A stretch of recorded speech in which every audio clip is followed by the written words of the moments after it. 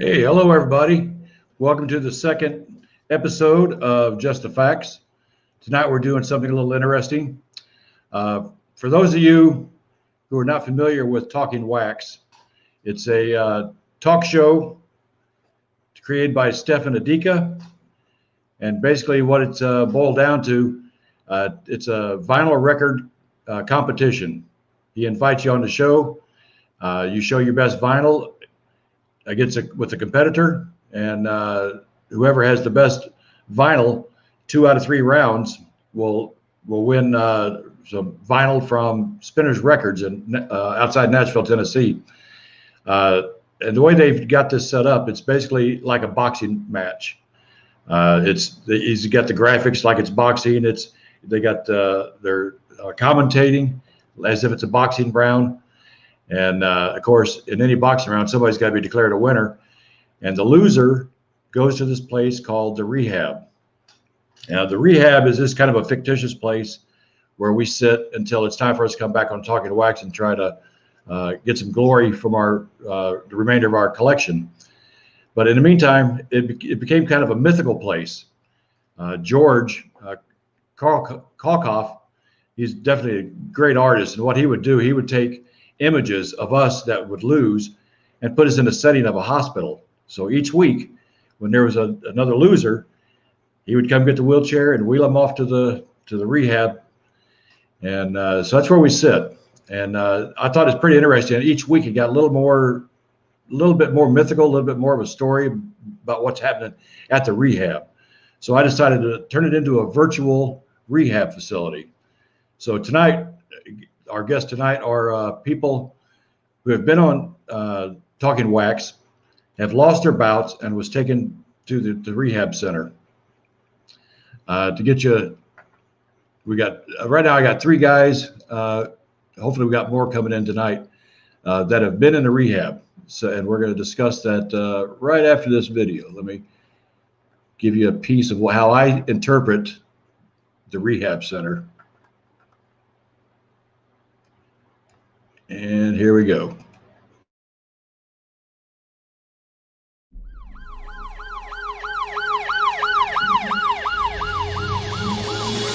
I will be the last to fall. I won't shed a tear for them to see. I won't have your name to call. I will be the last to fall.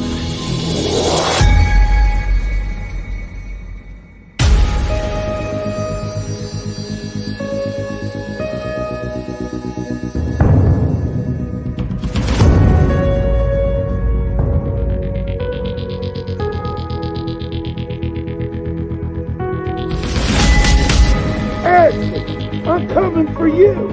That's right, the Colonel. I'm coming for you.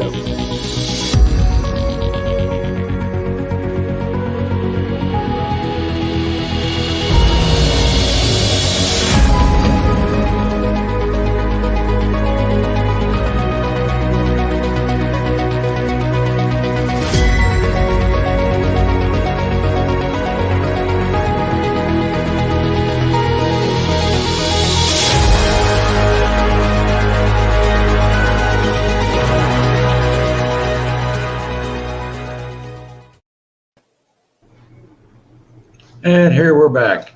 What's up, everyone? We got Daddy Bog, we got Scott Harris, and we got Dirty Royce. What's happening? What's up, everyone? There you go. Okay. Yeah, I can So hear you you. guys- Phone.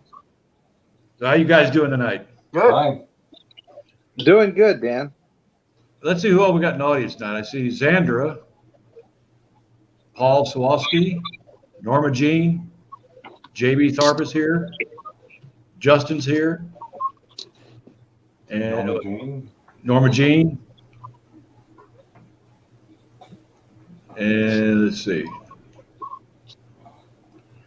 Well, let's talk a little bit about Talking Wax. First of all, if you haven't watched Talking Wax, you need to go to, let me bring that banner up. Yeah, you need to go to youtube.com, the Adika group. And from there, you can see all the Coffee Talk shows as well as the Talking Wax shows. And also, someone else I want to recognize tonight, too, who's not going to be here, is George Kalkoff. He is our artist. He is the one that basically started this whole thing about the Re-Hab with his photoshopping. That's always been a lot of fun. See what he brings out each week.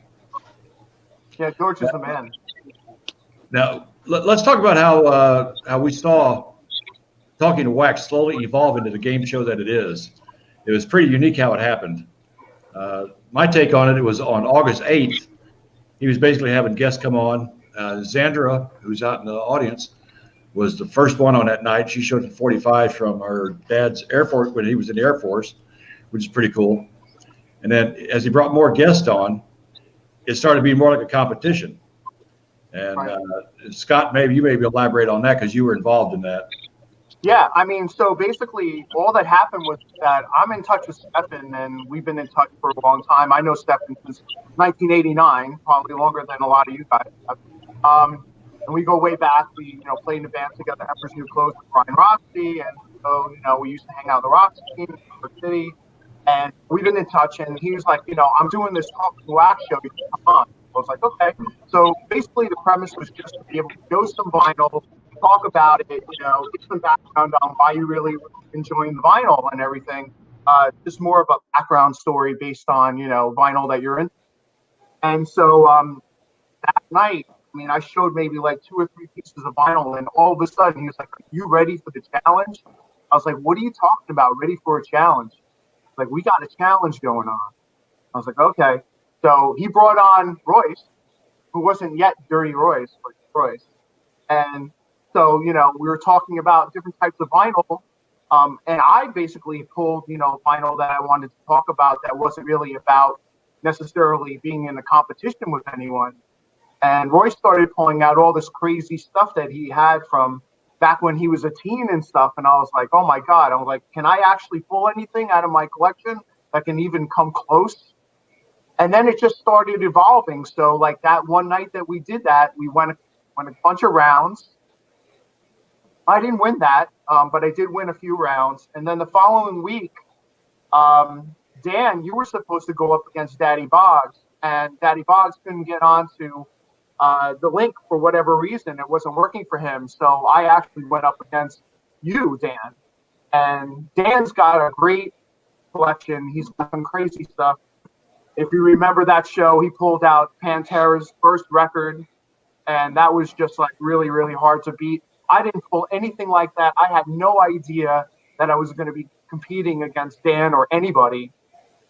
So when you were pulling stuff and you had all that stuff already pulled, I was going back to my collection and trying to grab whatever I could to go up against it, And you pulled out that Street Survivors, which was amazing. That's the original cover, original press. So, it's just, and then all of a sudden it's just evolved into this whole thing that, now we're, I don't know how many shows later it is. What is it, like 7, 8 shows later?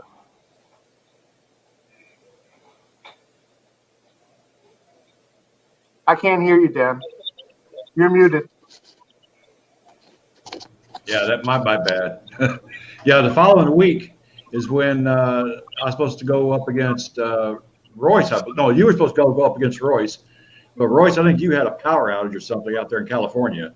No, that's exactly right. The power was down and the internet they were both down. I sat out on the porch trying to hook up through my phone, which I'd done in the past, but nothing was working. And so since Royce couldn't show up, they brought Scott back on, and I believe that's when I went up against you, Scott. I believe. Right. I thought it was Daddy Boggs that couldn't get on. Well, that happened too. Yeah, that was both the same night. That's right. Daddy Boggs couldn't get on, and Royce had the power outage, so they threw you back in and brought me in, so you and I competed. Yep. Exactly. And then I guess that's the first night that actually the ward was created, the Re-Hab stuff. Yes. Right. And it's funny to see how the rules have changed over time too, because they were just trying to iron out some of the details. And one of the things was like, now it's like we have the regular people compete against each other, and you have the celebrities compete against each other. But back in those early days, it was just I had to do 2 bouts that night. Right. And which means I had to come up with like seven or 8 albums. Right. And of course now I like it now because whoever wins the one bout that night gets the album. See, right. And I won the week before. Then the second week I won one and I lost one. I go, wait, do I get an album? No, I don't get an album. whoever ended the show with the win got the album. So now that's been corrected where, everybody does 1 bout per night, 2 out of 3 rounds. And then they go on to the celebrity, which I think is pretty cool. They've added the celebrity competition. Yes.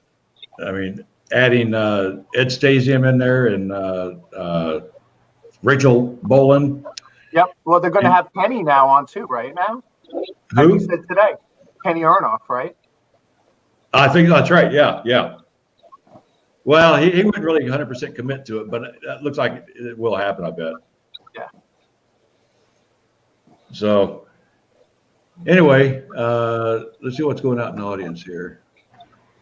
It was exciting for Kenny to say that he had 1 Beach Boy album. That makes him a legend. Right. Wait a minute. Didn't somebody get beat by a Partridge Family album? Yeah, that was last week. Yeah. I don't remember that one, but it was like, for me, it was like Scott was saying. I was told, the premise of the show was just bring some of your vinyl, some of the stuff that, was had a big impact on your life, maybe life changing, what it meant to your life. There was no conversation about a competition.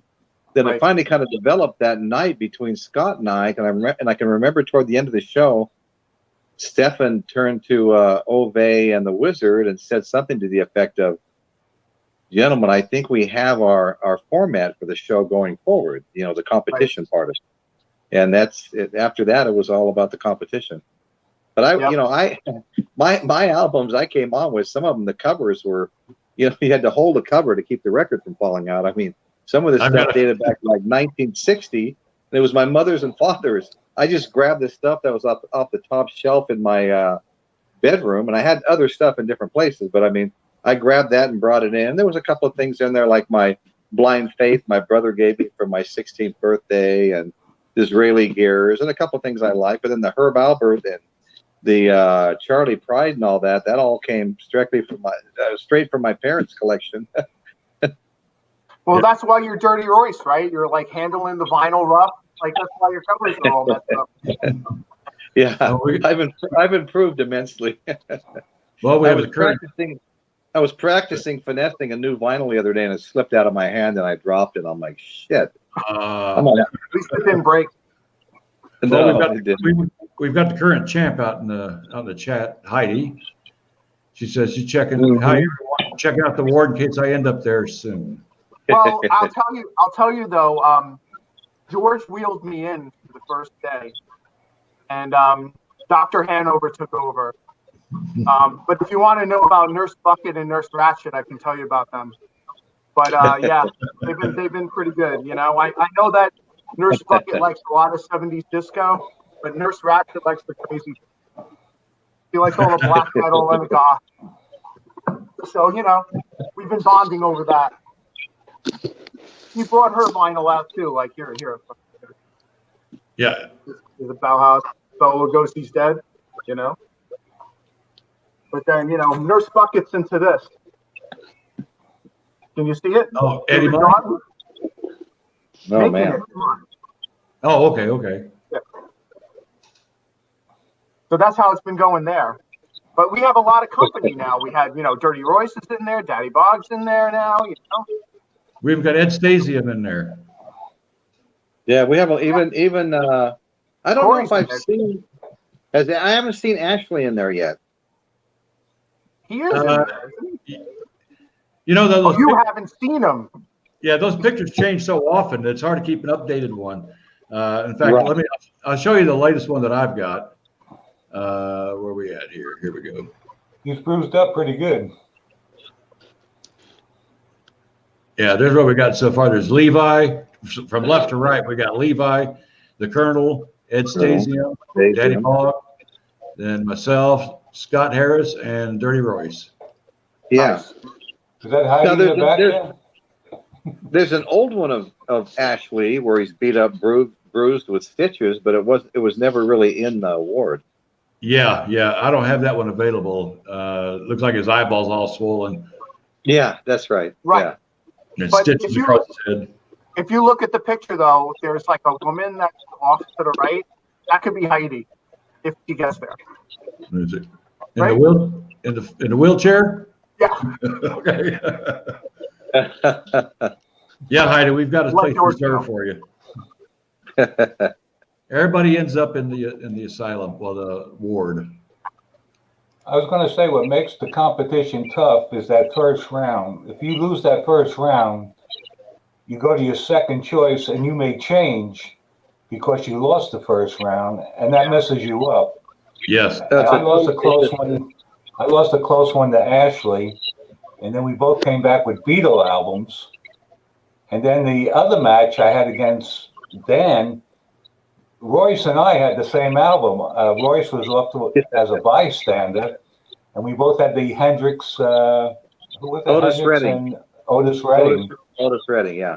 Yeah, we both had the same album. At the Monterey, the Monterey Pop. Yeah. Yeah, and and then a couple of people wrote in saying, "Well, it's not that rare." Royce just pulled one out. I'm like, no. These are the only two in existence. I was kind of sorry I did that because I didn't want it to hurt you or anything. No, I was more like bragging, "Hey, I got it too. I got this rare album too." You know. And yours was in better condition. Well, those are two of my favorites, Hendrix and Otis Redding. I mean, I used to listen to Otis Redding to death, you know, and I still do with Hendrix. I just took the tape out today. I mean, the CD out. It's been in there for 3 weeks. There's a handful of artists that if I put their CD in my car or my truck, it could stay in there anywhere from a month to 6 months. And I don't mean that I listen to it every minute I'm in there. I've got Sirius satellite, things like that, but it'll stay in there that long, and sometimes it'll be on a repeat on certain songs, you know. Right. Well, I haven't had a record player in some time, and Pat would say, Pat the Wizard from Spinners, Daddy Bob, are you telling me that's the original? And I just haven't played my records in a long time, so they're in good shape. Well, that's the same with me. I just bought my first record player 4 or 5 weeks ago, only because of the show, and I had this 7.1 surround sound amp underneath the cabinet that my TV sits on. I have 6 speakers in the house, and I hooked it all up. Man, I'm just in love with that thing now. The setup looks great, Royce. Well, I'm just really enjoying it, man. I mean, it's kind of different because I didn't remember how often you've got to change things. You know, you can put a CD in, it'll play both sides, and it'll keep playing. You know, I mean, Right. Well, it's not going to get any easier. Interactive. Yeah. You know? You know, one thing. I love the vinyl. Go ahead, Dan. Sorry. No, go ahead and finish what you're saying. Mine's kind of off Oh, subject. no, I was just going to say, I remember back from the 90s, I read an article that Neil Young had written, and it was right when all the digital CDs and stuff were coming out. And Neil Young said he still likes the vinyl better because it's like putting the music through a screen door, and whatever comes through the screen is very, very clear. But because of the screen, the mesh, some of it doesn't get through. It just bounces back and never makes it through. So in his opinion, what you get is clean, but you don't get it all. Right. And the other thing about Ashley that made it tough is that he had those UK imports, and Yeah. they're rare. Yeah, Yeah, well, it's hard. God. Hey, cooking No, with the no. kid. Thanks a lot, man. Glad to see you made it here tonight. Appreciate it. yeah. It's hard to predict what someone's going to do with that competition, because I remember Royce pulled out a Herb Albert album, and I ran to Right. my collection, and I pulled another one, and actually Another one with the whipped cream on the body. yeah, Oh, yeah. Ice, right. Yeah. I won that one, so it's hard to really know like how it's going to go. And then it depends on what that person's collection is like. It's hard to beat out a mono Beach Boys Pet Sounds with Kiss Alive 2. It's like it's not going to work. One of the It depends. one of the I'll be things the first person. one of the things I would Sorry, go ahead. one of the things they're still kind of working on, I believe, is, there is strategy behind this competition. And the first part of the strategy, hold on a second here. First part of the strategy is who goes first. That's a big thing because, when to me, I prefer to go second because I want to see what I'm competing against. What I need to pull out to beat. Yeah, that's exactly right. So there is a bit of strategy behind that, and when they start the round off, they need to toss a coin every time to see who goes first, who goes second, or at least have the option they want to go first or second. And then after that, whoever wins that bout gets to choose if they go first or second. That way, you can use your strategy. Yeah, I try to pay attention to the strategy, and a perfect example was when Levi came on against Ashley. Well, here's Ed Stasian, who's was the manager of the Ramones. Here's Stefan Adika, who lived with Dee Dee Ramone and was going to go on tour with him, and then he died the night before they were supposed to leave. So you've got all this Ramone energy there.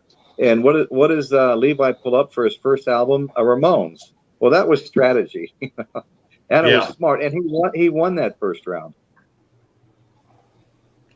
Yeah, it's always good to know what you need to pull out. When you go first, you're taking that first step. You don't know what he's going to counter with. Well, when I went against Ashley, he pulled out an Elvis Presley live in Memphis, I believe, and I went with Bob Dylan, and I lost a close round. So that kind of, it hurt to lose a close round like that. And then I had Pet Sounds, which was probably my strongest album, and I saved that for the third round, which was probably wrong. But you learn. Yeah, it's also the audience too. It's also the audience too, because Stefan's audience has a lot of Elvis fans. That's part of it too. Well, it's Elvis is all part of the musical journey. I mean, when I was a little kid, my dad would take us to the drive-in theater to see his movies. And awesome. I think it was more for Anne Margaret than Elvis, but whatever. Oh yeah. Yeah, and she was hot. But anyway, so Elvis, I mean, he was real popular, and then he was always popular. But then the Beatles came out, and that whole British invasion showed up, and there must have been 100+ bands. I mean, everybody in the world, Dave Clark 5, Herman's Hermits. I mean, you name it.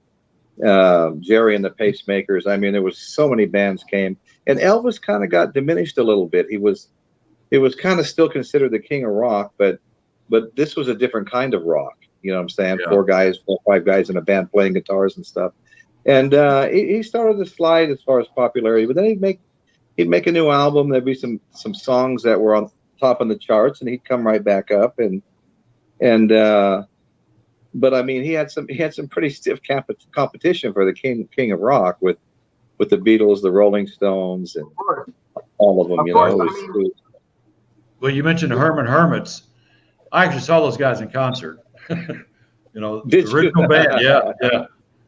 That's great. Long time ago.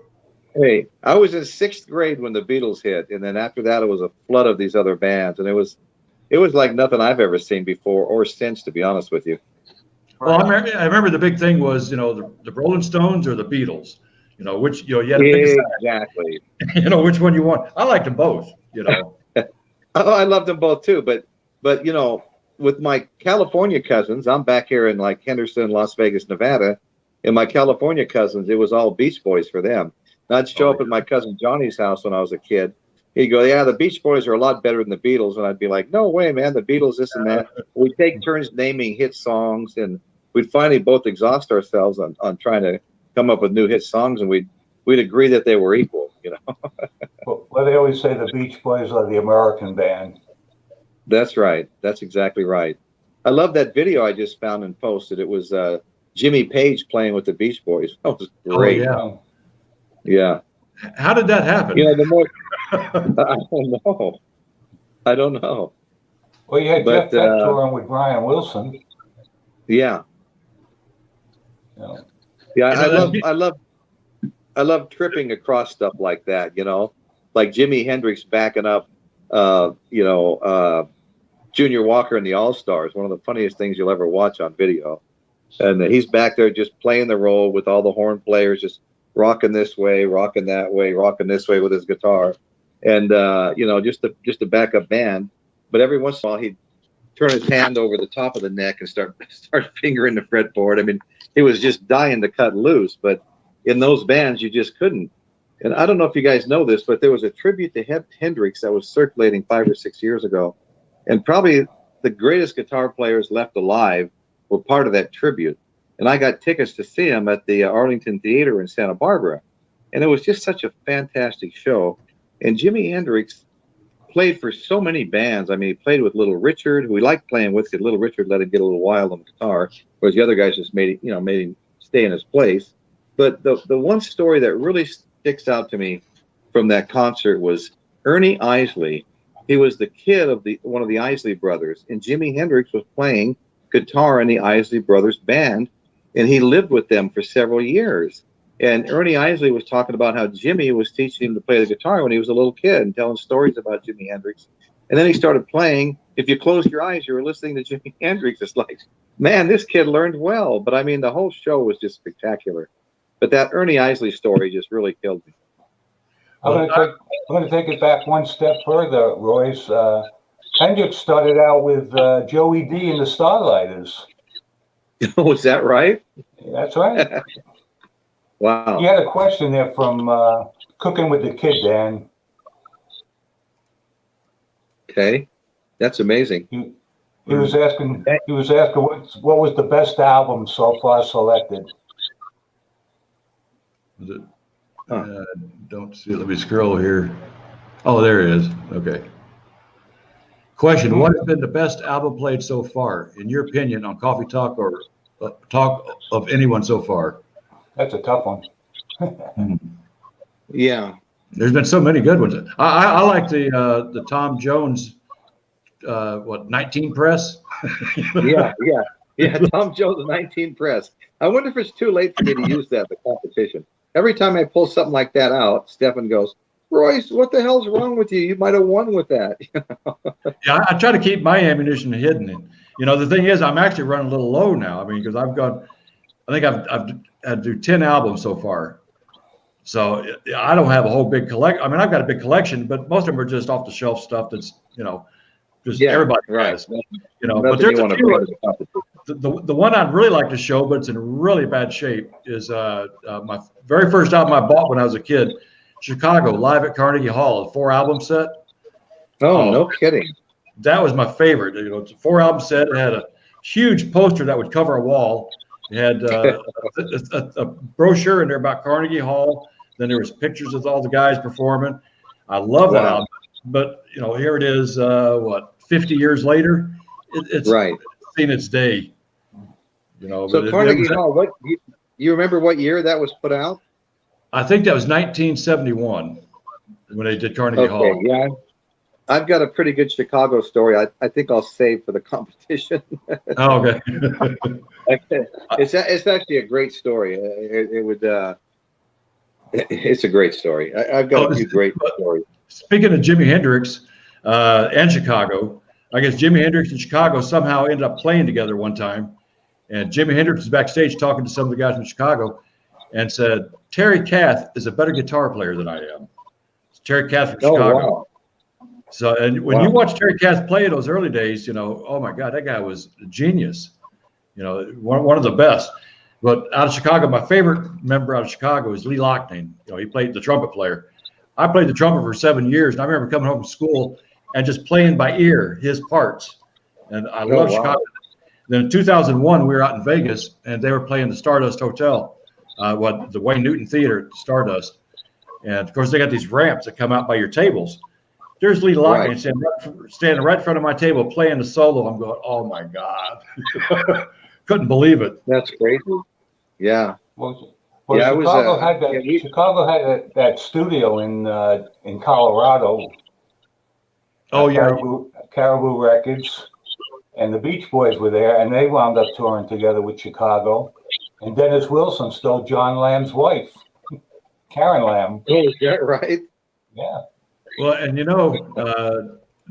Chicago has talked about that up there in Colorado. They said that was the worst thing they ever did. The reason being was the drugs were flowing freely. It was just crazy mayhem up there. They could do, there was nobody to control them. And he said there was a lot of bickering going on, even though I saw the TV special and it looked like they're all having a great time. They said it was chaotic. I think it was owned by James Gershio. I think he was the one who owned it. They wound up having a fire there. Yeah, I wonder why. Well, I saw Chicago in 1974 with Grand Funk, and oh yeah, that was, Grand Funk. you know, the guys come out, Chicago comes out, and they're all wearing tuxedos, you know, and I'm going, what the hell is this? I was always used to seeing Chicago wearing jeans and T-shirts playing, you know, but these guys come out in tuxedos. And but they had an intermission. They had an intermission time where it was about a 15-minute break. When they came back, the tuxes were gone. They were in their jeans and shirt and jammed. Those were back in the days where you could actually take a tape recorder to a concert and record it. I used to do that all the time. Oh, did you really? No one ever said anything back in those days. Yeah. Well, I go back to the mid-'60s, going to a club out in Long Island, seeing Leslie West when he was with a group called the Vagrants. And it was $5 to get in, and they were quite popular. And then Billy Joel was with a group called the Hassles, and he just couldn't cut it. The Vagrants were very popular. They sounded like the Rascals, and the Rascals wound up with the backing and wound up being a great group. And then Leslie West wound up with Mountain a long time ago. Yeah. So many great bands. So many great stories. Leslie West is still alive, right? Yes, he lost a leg. Yeah, I remember he's had some health issues. Yeah. And the other gentleman in the band, he got killed so many years ago. Felix Papalotti. I think his wife killed him.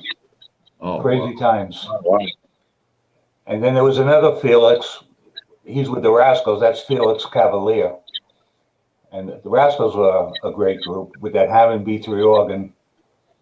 Right. Did any of you guys listen to, speaking of organ, Lee Michaels on the organ? No. I don't think so.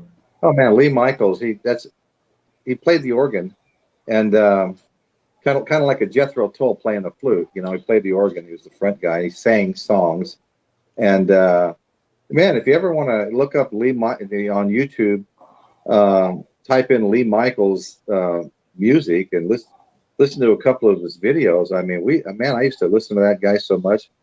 And he actually blew out his hearing from playing the organ so loud. And it is some loud organ playing like you've never seen before.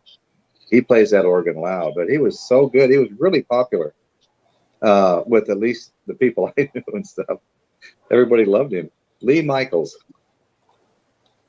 I think the great thing about YouTube is that there's just so much to discover on YouTube. You know, there's all the great concerts that are on there too. All the live Winterland concerts in the 70s. Right. All up. Right. They have the old Pro Shot stuff, you know, which is amazing to be able to discover all that stuff. So, you know, we're in COVID times and we can't go to shows, you know, those of us that still like to go to concerts and go to shows, but we can just sit home and watch YouTube all night and just discover stuff. It's great. Yeah. Well, you know, back in, what was it, about December or January, they announced the Rolling Stones concert in San Diego. Well, they announced the whole tour, but San Diego was the closest to us. So I immediately ordered 2 tickets. There were 2, I don't know, $190 seats. Of course, the bill wound up being $500 for some reason. And then my wife booked rooms and flights and everything like that. And then because of COVID, they canceled it. Well, I called up to get our money back. I mean, $500 frickin' dollars, right? And they said, well, it was a postponement, not a cancellation. You only get your money back if it's a cancellation. It's just postponed. They're still going to have the concert. Well, I've been waiting now for like 10 months, you know. And Betty and I see the Stones about every 20 years. We saw them at the Long Beach Arena before we were married. Some guy asked her out before I got a chance to, and they were at the Stones concert together. And she kind of ditched him and came and sat with me. And anyway, yeah, the rest is history. But then Amber, our daughter Amber, actually bought us tickets to see him in Portland, Oregon, of all places, 1,600 miles away. So we went up to see him in Portland. about 20 plus years later, and then we were going to go see them again. I remember at the second show, the one in Portland, my wife whipped. The biggest difference she saw between the first show and the second show was the size of the underwear that were being thrown on stage. They went from something that looked like a small mass to something that could practically be a pup tent or something, you know. Yeah, the only guys that are going to see the Stones it's like their waists have never changed. The Stones, they're like almost 80, and they're still the same size. Oh, I know. Mick Jagger is incredible. Incredible. Yeah, to see Corey, he's got like 10 tickets. You know, oh yeah, that's right. He's dealing with the same thing, you know, that's postponed, not canceled. And the problem like UPS had. Look at the problem he had. Oh yeah, with Kiss. It was somebody in New York he was supposed to go see at Madison Square Garden. I think that was Kiss. Okay, right. I thought though that Ticketmaster for a while was saying that everything was postponed, but like after 30 days they had to give people's money back. Is that not true? It may be in the fine print. You know, because I have a friend of mine that goes to a lot of concerts, and she got a shitload of money back. Concert. You know, everything from, you know, Kiss to Billie Eilish, you know. So wow. You know, the last time I saw the Rolling Stones was their Still Wills tour in 1989. And oh wow. Talk about getting lucky. Okay, we knew they were coming like 3 months in advance, and they knew there's going to be a big demand for it.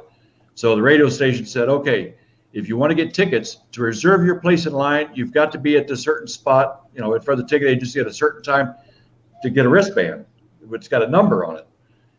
I said, okay, you know, so I went down there, and there's thousands of people down there all getting wristbands.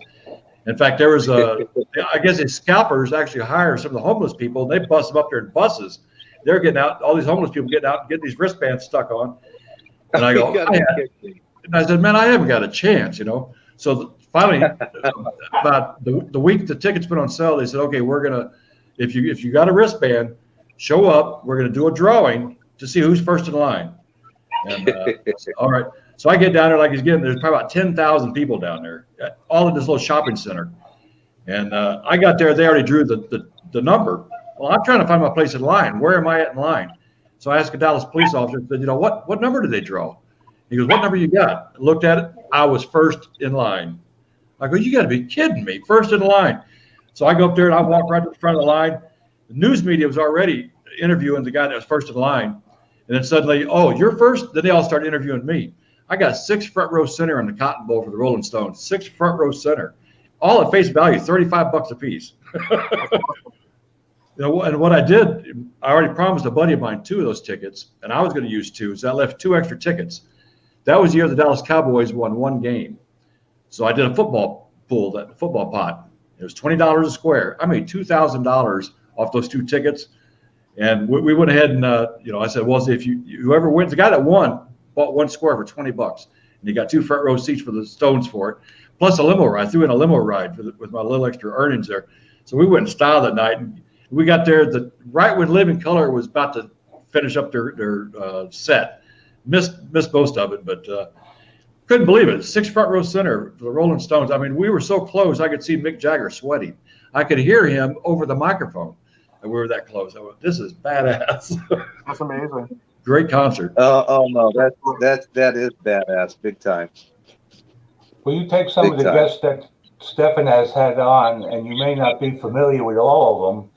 You go on YouTube and watch some of their shows, and you may wind up liking some of the stuff that you never heard before. Yeah. I was looking at John Mellencamp today and seeing Kenny in all these videos. He's a great drummer. Oh, yeah. He's played with a lot of people. He's amazing. I mean, me being a part of the MTV generation, I'm born 67. So when 81 came out, you know, the whole MTV started coming on in 81. I actually had it, which was great. And I was just mind blown. I mean, it was, I can't even explain to you how mind blowing it was to go from radio to MTV and having it in stereo and just having it on 24/7 because it was 24 hours.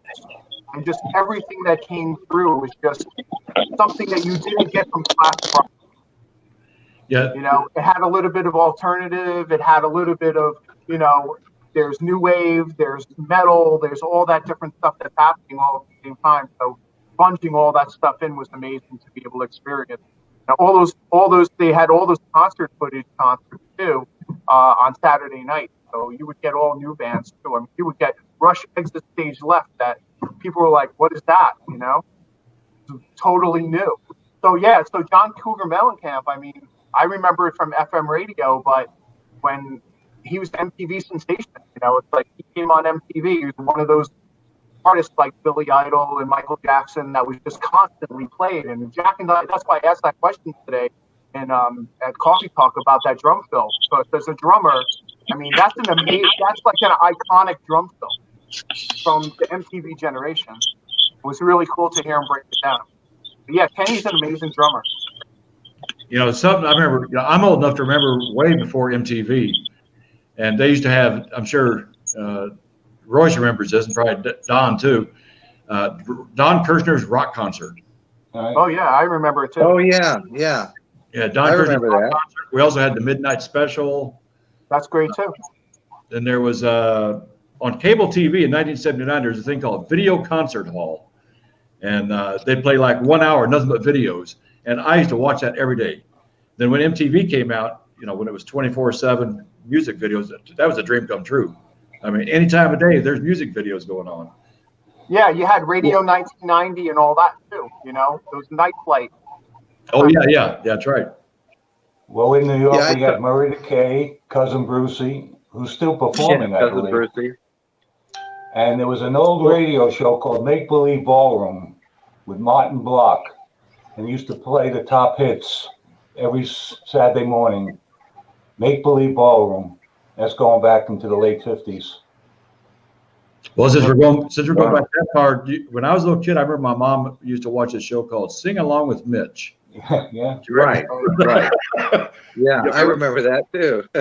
Yellow Rose of Texas. To me, he was always kind of scary. He was a scary looking dude, but you know that he was up there with Lawrence Welk. You know, Totally. One of the things that was kind of fun when I was like, I guess I was in junior high. Wolfman Jack had his radio show right on Water Street, our main street in Atascadero. And you'd be walking home from school and you'd stop in front of the plate glass window and there's the Wolfman in there on the mic. And sometimes he'd beckon you in, you go in there and talk to him and stuff. And so later on, he went to, I think it was Tijuana, and had way more, you know, output, you know, and reach than he could have ever had here in the United States. It was way beyond our what we allowed. And we sit out in the desert at night when we're teenagers and drink wine and partake in other things. And we'd be listening to Wolfman Jack, you know, and that laugh he had and stuff. And we all felt like, you know, kind of knew him, like he was a hometown boy, you know. The guess who had that song? Didn't they clap for the Wolfman? Yeah, that's right. Yeah. Norma Jean is saying back in the day, my tickets would cost $10. Worked at Sears and they sold tickets. I got a discount. Oh, those were the days. They didn't gouge the fans. That reminds me, you know, but back before they started the internet buying tickets online, I was the guy that always went down and got the tickets. I was always the guy that spent the night at the ticket agency, sleeping, keep my place in line. And to me, getting the tickets was one of the most fun things to do, because you'd spend the night outside meeting all these people, partying with these people all night long, making friends. Then you finally get your tickets next morning. Now you can go online, you got your tickets in 5 minutes. You know, it's no fun. Yeah, right. You know, that's exactly right. Yeah.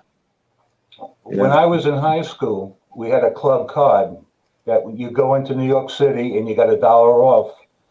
And I used to go see the Knickerbockers in basketball. The cheapest seat was $2.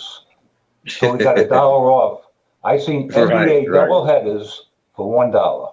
Wow. Oh my God. The only thing I never seen was Russell against Chamberlain. Because for $1, they weren't going to do that. But you seen Jerry West, Bill Russell, Elgin Baylor, the great players, because you didn't have as many teams back then either. Right. And, True. You talk about being spoiled. $1 to see a doubleheader. Yeah. Well, I live right next to New York City, like the way Stefan's from Queens, so I'm That's from me, Ozone Park. Yeah, and I'm from like northern New Jersey by George Washington Bridge. So I used to go to Yankee games all the time, 5 minutes a week. And in the 70s, that was an amazing thing to be able to pop over to the Bronx 5 minutes, 10 minutes away. And being able to see. I mean, I don't know. It's like you have Star Wars, Kiss, Yankees, the the Steelers and the Cowboys. And they had double headers on Sunday. Yeah. Royce would probably remember double headers. Oh yeah, definitely. Well, my mother was from New York. Her whole family. In fact, she was one of 9 kids, the only one that wasn't born in Italy. They all came over to Ellis Island and all that stuff. She was a huge Yankees fan. She had several brothers, and they'd take her to see fights at Madison Square Garden, and that's amazing. she'd tell me about fights she went to see, but she went to see a lot of baseball games and stuff like that. But so her and I were the fans, while everybody else was outside doing things. My mother and I would be sitting in there watching the Yankees. I must have been the only guy in Henderson, Nevada that was a Yankees fan. I remember going up to the Henderson Boys Club that we used to go up there and play around at, and the World Series was on, and it was the Yankees against the Dodgers. And everybody there was a Dodgers fan. They said, "Are you a Dodgers fan?" I go, "No, I'm a Yankees fan." And they looked at me and they went, "Well, they're a good team." They were cool about it, But yeah, we used to watch a lot of. My mother and I watched a lot of baseball together. That's cool. We have to behave. The boss is here. Uh-oh. Yeah. Adika, oh please. Was that Stefan or Amber? Not sure who it is. Everybody's saying it's Stefan, but I don't know. I have no idea. Right. The man If you have responsible Stefan for come on, putting us where we are. If you have Stefan come on, we can talk about the time that we went to go see Guns N' Roses and Metallica at Giant Stadium backstage. Oh, nice. Good story. Yeah. It was Well, crazy to be able to see that. Well, I sent Stefan a link in his messenger. If I don't know if he saw it or not, but he's definitely welcome to come on. I watched his video for his birthday. He went to London last year with Jordan and Amber to see Kiss play. That was a great video. Yeah, Betty and I were with him also, but we didn't go see Kiss play. We went on the trip. Yeah, England, then Amsterdam, then off to Venice. Oh, it's Amber. And I took part of a tour with him and Jordan, and somehow I got lost, and I wound up in a cigar lounge drinking whiskey and smoking cigars. I was just as happy. But Jordan took us to the place where Mama Cass died. It was some producer's house. Somebody else died there too, famous musician. And the story about her choking on a ham sandwich wasn't true. They said there was a ham sandwich next to her, but it never had a bite out of it. And then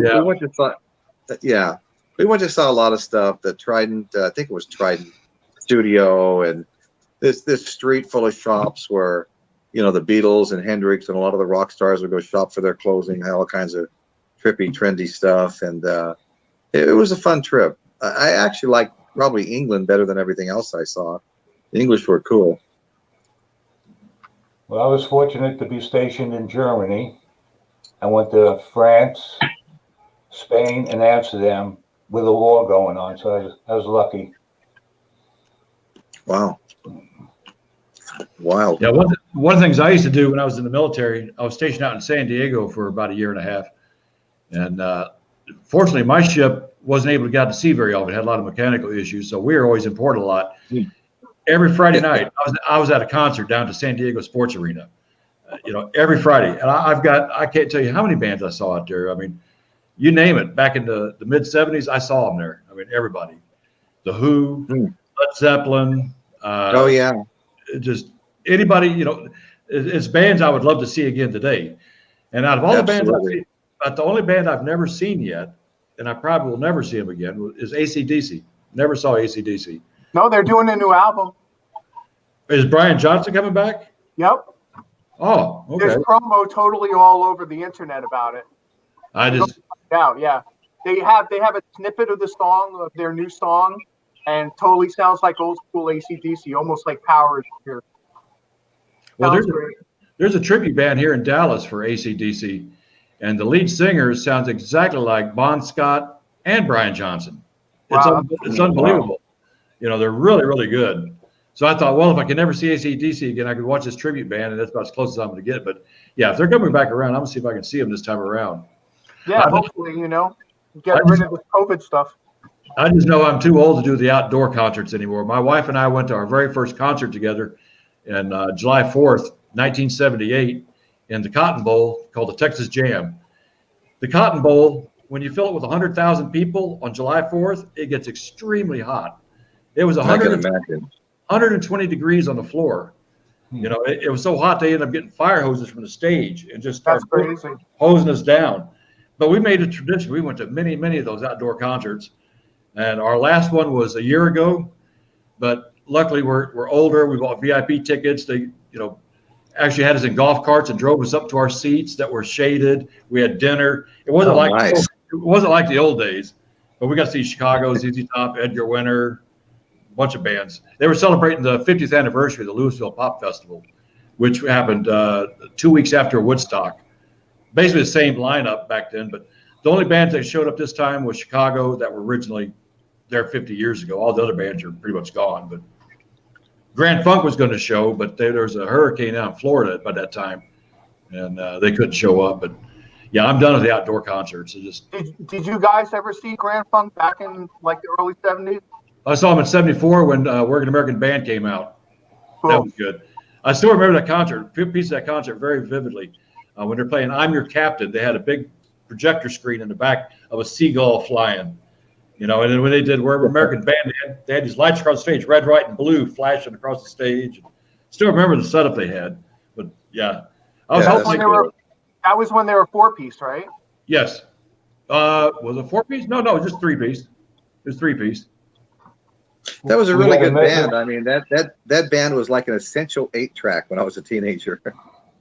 Yeah. We had a message from Debbie. She wanted to know if we escaped from Re-Hab. Actually, we got a weekend pass. Yeah, weekend pass. Weekend pass. That's right. They're seeing if we can handle the real world again. Yeah. You know, now I know why Stephen has Amber do the messages. Has Amber doing the control here because there's a lot going on. Right. Yeah, there is. It's like Phil Collins. You're trying to sing and play drums at the same time. Right. How about Buddy Miles? First time I ever seen a drum set up front. I saw Buddy Miles in concert after, you know, he split up with the Hendrix Band there and Las Vegas Convention Center, and that was a fantastic show. That's him solo? Huh? Was that him solo? Yeah, his solo band. Yeah, it was when the album Them Changes were out, which that was a good album too. Mm-hmm. Yeah. Cool. Yeah, I saw tons of concerts at the Las Vegas Convention Center growing up. In fact, we finally discovered that sometimes we got there, we didn't have tickets, and we find there was a door away from the main entrance, and it was wide open, and there would be a security guard standing there. Now, what the hell they got a door open with a security guard standing there beats me. Maybe it was a emergency thing or something if there was a fire. But sooner or later, he'd have to go, you know, take a piss or something. And we're standing there talking, and every once in a while you'd look over at him. And all of a sudden you looked over and he disappeared. And like I said, maybe he had to go to the bathroom or something. So we crept up slowly and looked both ways inside the door, and he was nowhere in sight. And we all just bolted in and just blended in and started walking normally after a short little jog getting in. And after that, we hung out by that door, and we got so many free concerts, you have no idea. I mean, we saw a lot of concerts there. I saw, you know, Black Sabbath there, and I've told you Chicago and Elton John. I mean, everybody that was going around, I saw their show there. It was great. Great. That's great. You know, one of the things I used to do back in, I guess it was around 2000, I started doing a lot of photo shoots with local bands, and I created a little company called DallasEntertainment.com and to cover the local scene. And I learned little tricks on how to meet a lot of these stars, you know, for the major bands. Basically, you just hang around a concert and you act like you belong there. If you act like you belong there, don't act all starstruck, people just kind of ignore you. But But if they can tell, oh, is so and so coming out, to get out of here, But if you act like you belong there, you get. Right. Well, I did that all the time. And there's one girl here locally. She wanted to get in the music scene as well, doing photographs of the rock stars here locally. And she called me up. She goes, "How do you do it?" And I said, "Well, come with me. I'll show you." I had 2 tickets to Slash a Snake Pit that night. I said, "I'll show you how to meet Slash." So we go down there. I just had general admission tickets. We go to the concert. After it's over with, they're trying to get everybody out of the club. You can't stay here. Try to move everybody out. I said, "Don't leave." I said, "Just act like you belong here. Just walk around and act like you own the place." Pretty soon the doors were locked. And so I walked up to the security guy. I said, "Is Slash coming out? I want to take some pictures, No pictures with Slash. No pictures with Slash, I said, "All right, cool." So we stood around. I said, "Here comes the band. Here comes all the band members." Slash comes up there, And the girl I was with, good-looking girl, blonde hair and everything. I said, "Here's where you come in." I said, Go talk to Slash." So she goes over there and I'm watching, Next thing I know, she's sitting in Slash's lap. I said, "Oh, now we got it." She goes, "Dan, come on, take some pictures." So I took a picture of her and Slash, and the security guard is standing right behind Slash giving me a dirty look. You can see him in the picture giving me a dirty look like, "I told you no," but yeah. But that's how I did it, But, I did the Dallas entertainment thing for about 4 or 5 years. We kind of took it up another level, Right. ended up hanging out with Dimebag Darrell and promoting Damage Plan, and end up, doing the Ride for Dime thing. But yeah, every step I took, it was a learning process on how to do things, and Right. a lot of times just being lucky too. Right. When my daughter Amber was about 13, at the time, her favorite singer was Whitney Houston, and so there's a Whitney Houston concert going to be coming up in Fresno.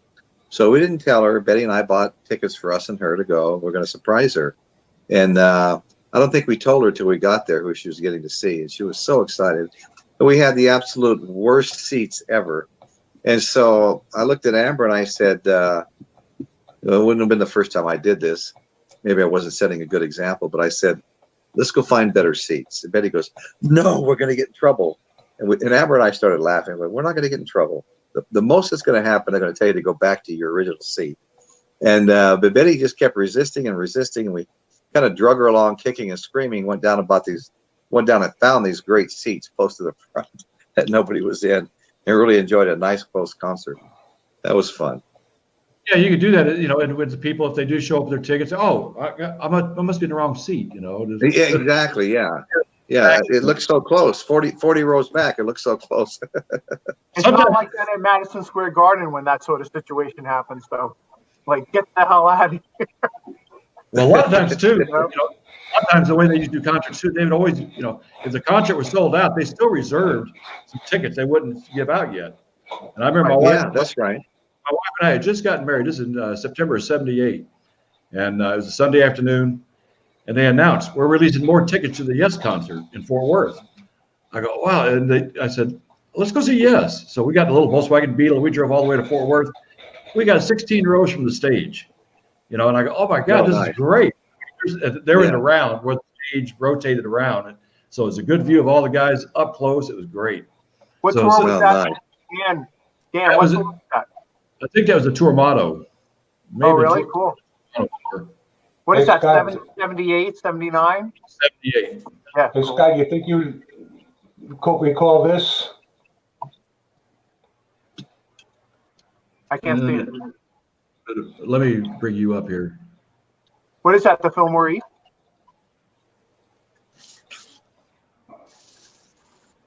Yeah, Matt, that's the old Madison Square Garden, yep. Yeah, That's not- 49th and 8th Avenue. That's not the one that's on 34th Street, right? No. Yeah, that's the old one, yeah. That's cool. Nice. Yeah, my mom's from New York City, so, I know a lot of the old New York stories about, the old Madison Square Garden and old Yankee Stadium and all that. Well, if you go back to the late 50s, if you had a hat business, you did all right because most of the men wore hats that's Right. true. Sure. Yeah, that's right. and they dressed up. Yep. Different time now. Yeah, they did. That's They the way. do. That's the same thing with a lot of things nowadays. You know, I remember when I was a kid, first time I ever got on a commercial airline flight was in January '73. That's when I went to Hawaii and I met Elvis. Back in those days, you dressed up when you went flying. You got on nice clothes. It was pretty fancy. It's a pretty fancy deal. Nowadays, it's like catching a bus. You know, it's just not the same as it used to be. I miss those old. I miss those old days of flying. I mean, I had menus I could choose from, what I wanted for dinner that night. You know, champagne, wine. I could smoke. You know, which you can't do anymore. But on a plane, isn't that amazing? Yeah. The first time I got on JetBlue, I thought there was something wrong with the chips. They were blue.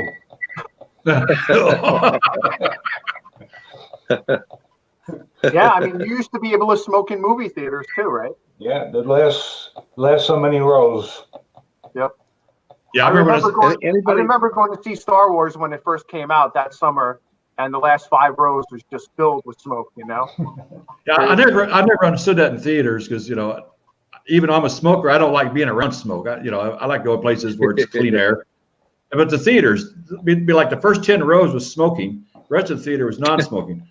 Well, the smoke would, you know, it didn't matter, you know. Yeah, but I mean, like, I'm not from the same era you guys are from, but I mean, when me and Stefan used to go hang out in all the bars in New York City, I mean, that was back when, you know, you could do anything in the bars. You know, it was just everyone was just smoking and drinking and whatever. You know, no, there was. I think probably up until 1996, around 96, they had some problems with, you know, gunplay, knives, and all that kind of stuff. But before then, there was no pat down. You go into like clubs like the Limelight, there was no pat down, nothing. You know, so you could just bring whatever. Yeah, I remember people knived it at shows in the 80s. You know, crazy. I remember in 1997, I went out to visit a friend of mine out in San Francisco. And we're down there at Fisherman's Wharf, went to a bar, got our drink. I go to light up a cigarette, and he goes, "Oh, no, you can't smoke in here." I laughed. I go, "What? No, you can't smoke in the bar." I go, "What do you mean I can't smoke in a bar? I never heard such a thing." He goes, "No, you won't." He said, "You're going to Trying smoke to do it at the beaches now. Yeah, you know, which is fine. You know, nobody should start smoking, and even though I'm a smoker, you know, I try to keep. I don't want to bother anybody else with it, you know. So I understand, you know.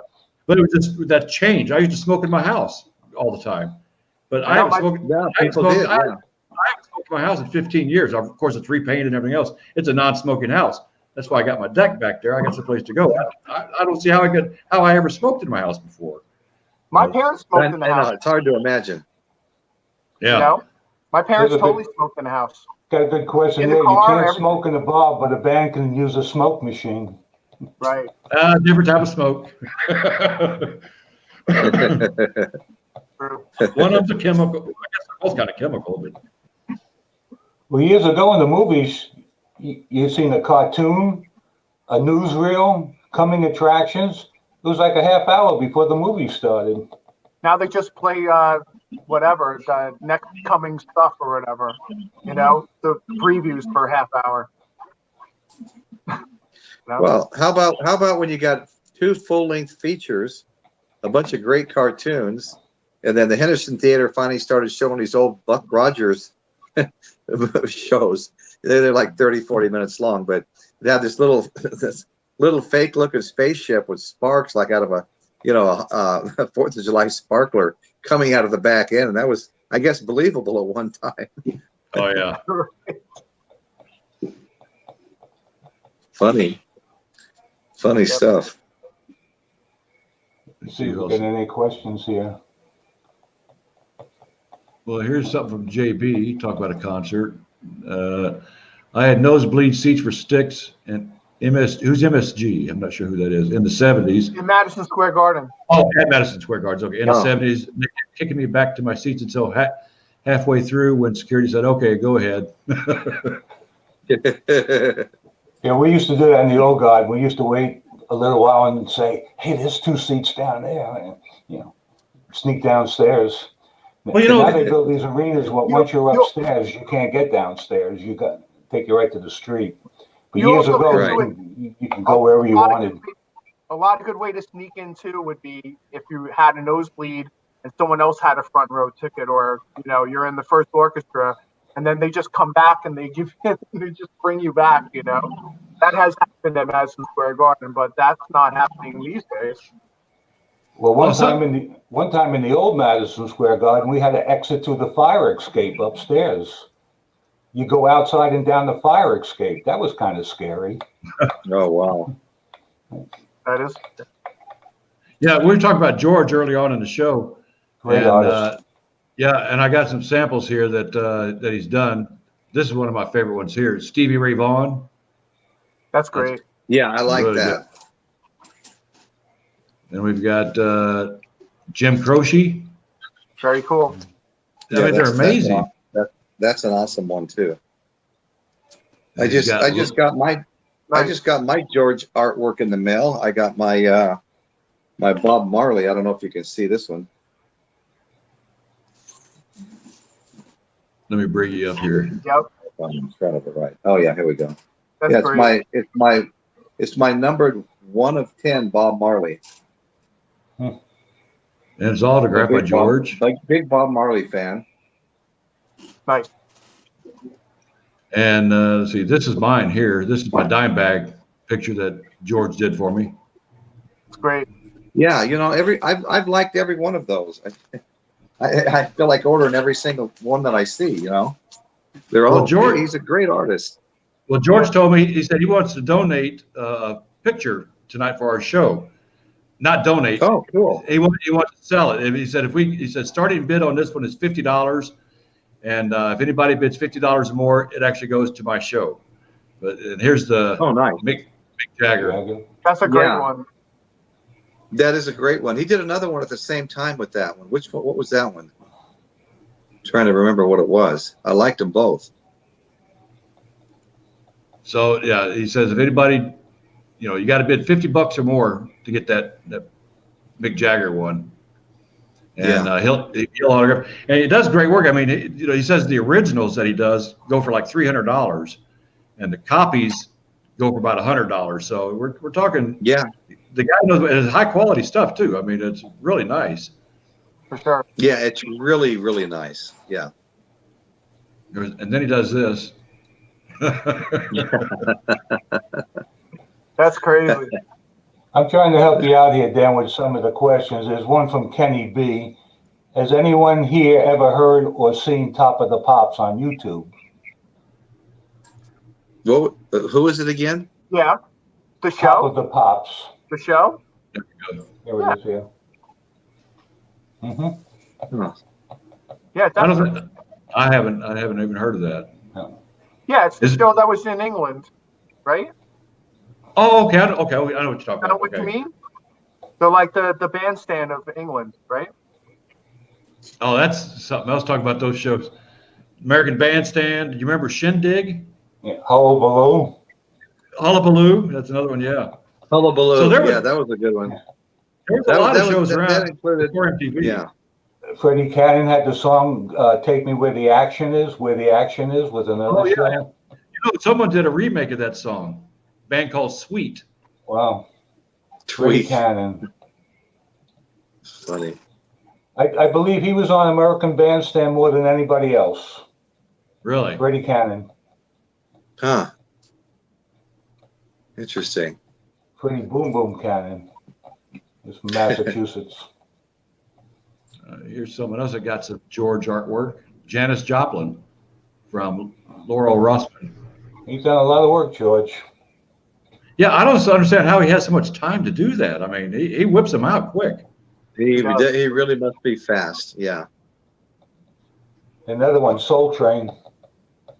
Oh, yeah. Soul Train. That was good. I was a big fan of soul music. There was a little period of time where that's all we listened to.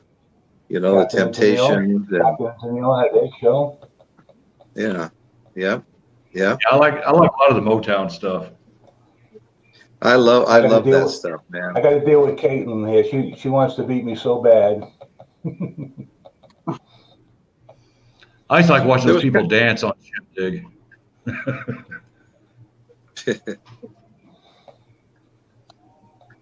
There was kind of a, in the late '60s, there was kind of a lot of competing rock genres. I mean, maybe not rock. Rock might have been the wrong word, but you had your good rock and roll. You had everything that came out of Woodstock. You had everything that was coming out of England. You had your soul music. And we would kind of switch it up a little bit, you know. For a while, we'd be, you know, we'd sit out partying, whatever, and we'd be listening to, you know, Otis Redding, Marvin Gaye, The Temptations, the Isley Brothers, you know, some James Brown thrown in there, and all the soul music. I mean, there was a period of time when that's all we were listening to was soul music. And then all of a sudden, something would really catch you, you know, like when Creedence came out with, I guess their first album, Disraeli Gears. No, I'm sorry, Cream. Creedence was Bayou Country. Those were the first 2 8-tracks I ever bought, and that was like a life changer for me, you know. It wasn't shortly after that I discovered Led Zeppelin and Jimi Hendrix right before Led Zeppelin, and it was just always taken off in a different direction, you know. I know when I started listening to rock music, the heavier stuff, my dad hated it. Oh my God, my dad hated it. Oh yeah. Can't bring yeah, people, yeah. Well, you can't bring that crap into my house. Well, I bought it. It's mine, you know. I don't want to hear it. You know, God. I got kind of a funny dad story, right? So the Beatles came to town, and you know how short their hair was back in the day. I mean, it wasn't like a flat top or a butch or what my dad would call a regular boy's haircut, but it was a little bit longer than that. So they had a certain shoe they wore, and it became termed the Beatle boots, and like all my friends were getting Beatle boots. And so I took my dad down to the shoe store, or he took me, and I go, Dad, I need some of these Beatle boots. Everybody's wearing them. He goes, you got to be crazy. I'm not buying any of those fairy boots. He kept referring to Beatle boots as fairy boots, and I never did get a pair, but I did a lot of begging, but I never got a pair. Yeah, I had the same problem trying to get a pair of bell bottoms. Oh my God, you can't those hippie pants. You can't wear those pants in my house. And you know, right.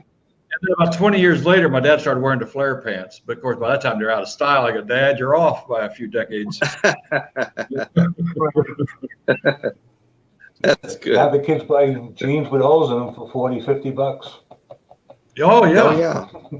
I've got a fortune in my drawer. I never throw away my jeans. Oh yeah. You know, when yeah. but I'm gonna get holes in these. I know they're broken in. Maurice, would you remember in New York we used to play a game out in the street called Skelsey with the bottle caps in the street with the bottle caps? No, I don't remember that. You know, we used to wear our knees out with the jeans. The knees would wear out. Oh, I It's see. called Skelsey. You had squares. Skelty. You had to shoot the bottle cap into the squares. Oh, you know New York what? game. I don't remember what we called it, but I do remember playing that. Yes. Yeah, we played that. But it was Vegas, you know. We were lagging quarters up against the wall and playing all these other games, trying to win money from each other. Yeah, we used to do that. Toss pennies. Used to flip baseball cards. No, flip baseball cards, absolutely. Oh, you'd play odd even with the coin. You'd flip a coin up in the air, and if you were good enough, you'd catch it standing straight up and down and take a peek and see which side you were looking at. You go, okay, you show first. The guy would show odd, and you go, your hand would move slightly, you know, like this. You go, oh, I won. It was a lot different back then. Kids It was a lot different. We had so much fun back in the days. A pink ball and a stick. Stick ball. Well, what was different is after dinner, you'd go outside. It didn't matter whether it was dark and you just run the streets wild, playing games with the neighborhood kids, having fun, and nobody worried about you. No one was worried someone was going to do anything weird to you, you know? Well, we used to play hide and seek. The only problem is I would go hide and they wouldn't look for me. We had a rule at our house. When we went outside to play, we had to be within shouting distance of the house. And my mom had a little bell outside the garage. So when it was time to come in and dinner was ready, she'd ring that bell. When you heard that bell, you better come running. You better be within listening distance, which means you couldn't go inside anybody's house. You had to be outside to hear that bell. You know, we had rules and we abided by them. Just the way it was. There were no cell or beepers or anything to get hold of the kids. It was by a bell or whistling. I just text my kids to come downstairs for dinner. Yeah. At also, my house, it was mandatory. Go ahead. No, go ahead. At my No, house, it was but- mandatory heat. Oh, okay. I must be on. No. Okay. Go. Oh no! At my house, it was mandatory hee-haw. My dad came from Texas, huge country fan. In fact, half the albums I had my first show, Scott, were my dad's, country albums and stuff.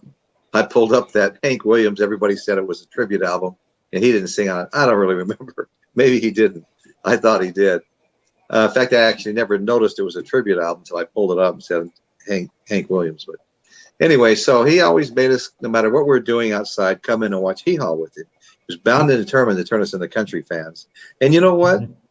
We really liked it. We had fun watching hee haw. It was a fun show. Yeah, Roy Clark was just an amazing guitar player, and then with Buck Owens, and well, he always had a cast of good musicians, and it was fun to watch hee haw. We watched it quite a bit too. The Hound Dog. Picking and I'm a grinning. Your The sample. big thing for us was to wait for the ice cream truck to come at night, and then the night was over. Yeah, Well, that's our- right. Was too, when the streetlights came on, you better get your butt home. So we weren't allowed Gotcha. after the street. I learned that the hard way one night. There was two good-looking girls down the street. Their streetlight was right outside their house, and I'm about 4 doors down. Well, I had a crush on one of the girls, so I'm sitting out to my bicycle. The streetlights come on. But I don't want to go home yet. Next thing I know, I see my mom coming down the street. She's got the paddle in her hand. Oh my God, she didn't care. She didn't care the hell out of me, beating me all the way home. Crazy things happened under the streetlights back in those days. I'm telling you. Only bad things happen under streetlights, is what I was told. Yes. Yes. Looks like Xandra said the same thing. The lights come on, the kids come home. Xandra, I saw you Right. mentioned something. About Pantera. Are you here locally in the DFW area? Because it seems like only somebody locally would know that club. Just curious if she's local. Roy Rogers was on Hee Haw. I don't. If he wasn't a regular. No. The Hound Dog was. Oh yeah.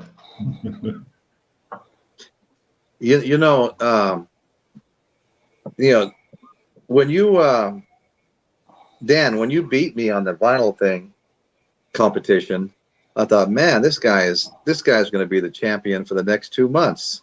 And I think Daddy Boggs came along, or was it Daddy Boggs or Ashley that knocked you out? Yeah, but Yeah, it was that's what tough I for thought, Dan Daddy because Boggs. it was tough for Dan because he already been through a couple of rounds, and it only got tougher for him, though he put up some good vinyl. Yeah. Yeah. Well, I thought, One of- all three of you guys, you too, Scott, I really thought any of you guys could have went several more weeks. It seems like a couple of weeks is about all anybody's going to give you is what I'm saying, Well, I guess the interpretation of the album is left up to the people in the chat room because there's so many things you can go by. You Yeah. can go by, how big a seller was this album? Is it original? Condition. The condition of it. There's just so many aspects of that album you can judge it by. And so right. when you hold something up, you don't know how the audience is going to react to it. Are they going to judge it?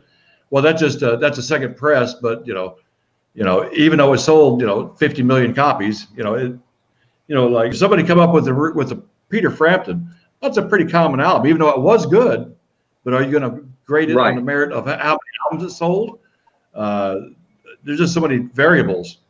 Definitely. So many variables. And not only that, at a certain age, there's going to be a few little eras that came and went that you missed, like I never really got into punk, I mean, my nieces and stuff, and a lot of younger people I knew, younger people that worked for me were totally into, the Sex Pistols and Johnny Rotten. And one of the guys that worked for me, John Hernandez, one that went to this Guns N' Roses things with me, I'll talk about later, but John Hernandez, the Ramones were his favorite band. I never listened to the Ramones. He was really into the punk thing. As far as he was concerned, the only Elvis that ever lived was Elvis Costello. I don't even recognize Elvis Presley. You know, it's Elvis Costello's Elvis. You know, so I mean, you kind of miss out on some of these little genres. You know, like I said again, I never got into punk. Recently, I've been trying to listen to a little bit of Ramones, and I can honestly tell you, I'll probably never be a fan. I hope it doesn't make anybody mad at me, but you know, it is what it is. I know it was supposed to be raw, and it's definitely raw. Almost The only song like, I knew about them was Rockaway Beach because I hung out at that beach in Queens. And that was their big song. Yeah. Rockaway Beach. Yeah. That's the only thing I knew about them. Yeah, Right. I They think were from Queens. yeah, I think the Ramones is probably my favorite punk type band. I listen to some others, but like I said, I didn't get into it a whole lot. I was more into the arena type rock. You know, but you know. Dan, how about that other show out by you, Austin City Limits? Was that quite popular out by you? It is for some people. I never got into the Austin City Limits. A lot of that most of it seems to be country, and I'm just not into that. Being Texas, they highlight the country music. I watched it a few times. I'm just not into that. Well, But you know, it's in the real early 90s, me and all three of my daughters really got into watching MTV videos, and I discovered all kinds of bands I hadn't been listening to. You know, I came from an era where there were so many good bands. I mean, you know, all the bands that, so many new bands, you know, like played at Woodstock. I think that's probably the first time I ever heard Joe Cocker. Santana just tore the roof off with Soul Sacrifice. And all of these bands became huge as soon as Woodstock was over, that many of which you hadn't heard of. And so that kind of carried you through a pretty long period of time. Well, see, that's what I like about, you know, I saw a sticker one time that said, I may be old, but I got to see all the good bands. I love that sticker because some of the bands I saw way back when, you know, either they're not around or for example, I saw Leonard Skinner and Journey together on January 1st, 1977. That was before Steve Perry joined the band. There was no vocalist. It was all instrumental. Back in then, we called it acid rock. Journey was kind of like an acid rock band, and I didn't really care for a lot of acid rock bands, right? And we had acid rock, there was hard rock. There was everything ended in rock. Now they do the same thing in metal bands. You got thrash metal, you got black metal. You know, you take a genre, they split it down to even more, and you know exactly. But to me, I'm the old school Boston, Kansas, those type of bands. Leonard Skinner, that's my genre, man. That's where Jethro Tull, all the ones in the 70s. Love Jethro Tull. Yeah. I saw Jethro Tull in concert. AOR-FM, right? AOR-FM stuff. Oh yeah. Well, I'm old enough where I remember before FM was even popular.